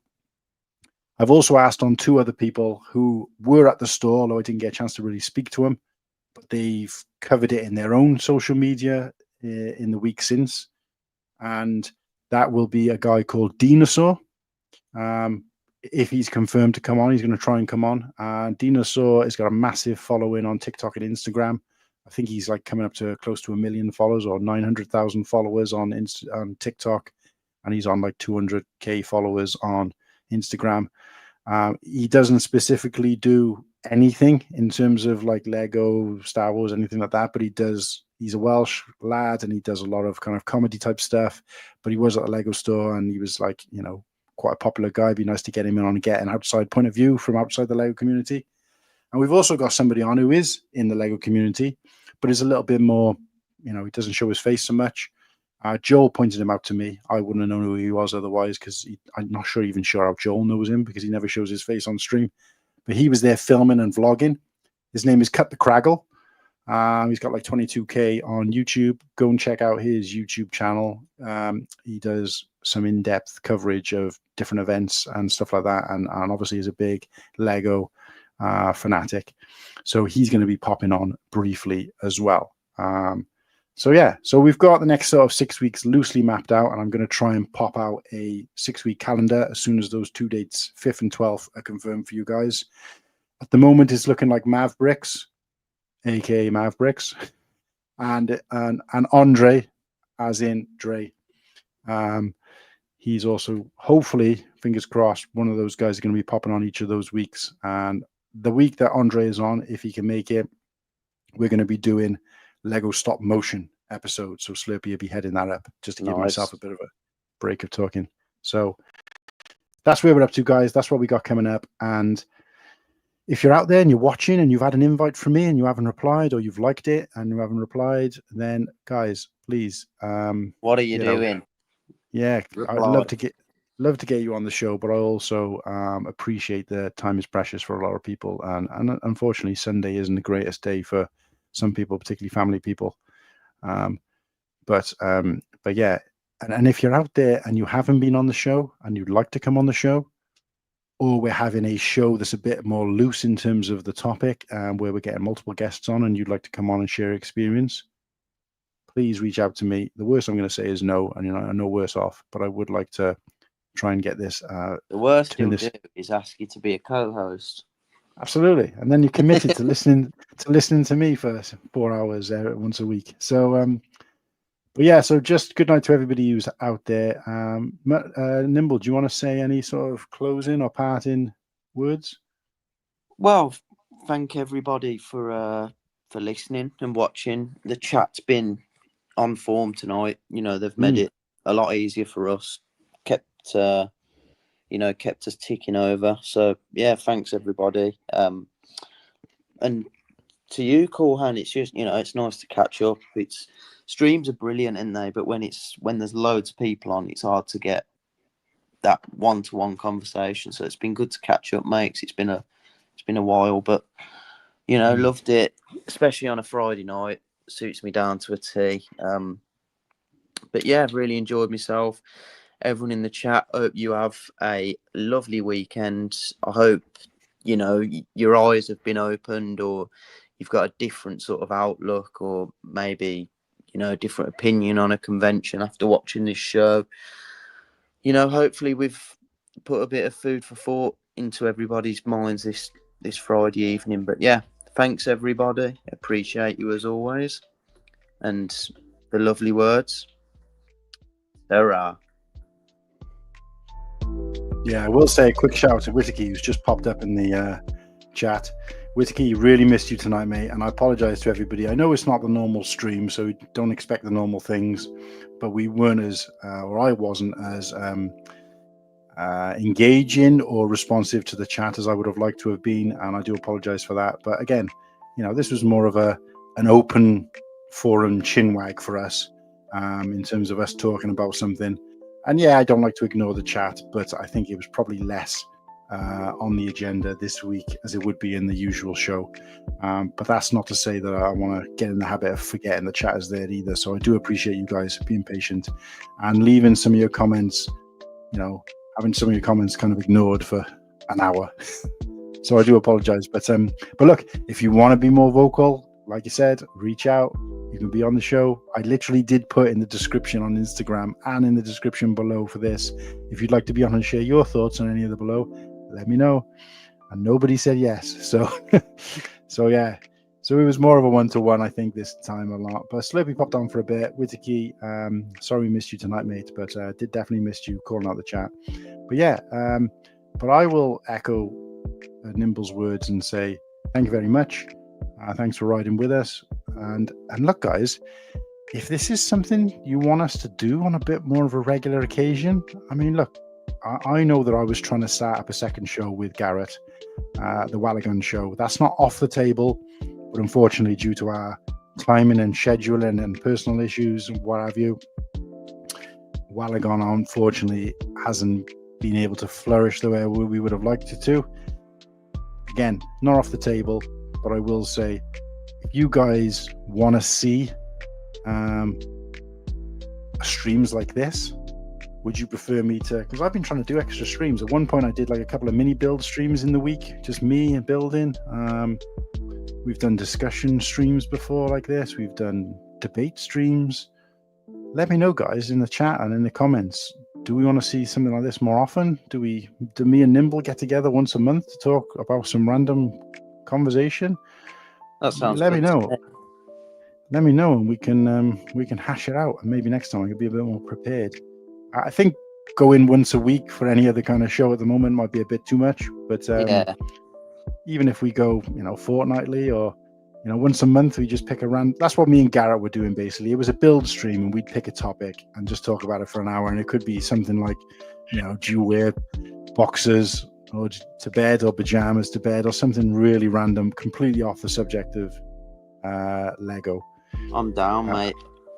But if you wanted to do something similar in between where we just have a good old chinwag and let everybody else see us talking bollocks, then chinwag is such a British term. It is. And I got that from Nimble, actually. I don't tend to use that. But please do more of these. The show has been a ton of fun. Oh, thank you, Oaktown. I appreciate that. Hey, look, we'll put something in the diary. Believe me, I would have rather been on here than working. Yeah, look, I appreciate that, mate. Look, I get every other Thursday and Friday off. So I have Thursday, Friday off one week, weekend off the other week. So, Thursday or a Friday. Well, Friday night's probably better for you. But Friday night every other week or once a month or every fourth week I could do. We just need to think of something we can talk about. And I wouldn't necessarily want it to go on 3.5 hours. I think 2 to 3 is the sweet spot. But yeah, we can iron that out. But we'll put something in the diary, guys, and we'll get something advertised, and we'll try and keep you guys the juices flowing as best we can. But apart from that, we'll see you guys right here, 7 p.m. on Sunday. And until then, cheerio. Sarah.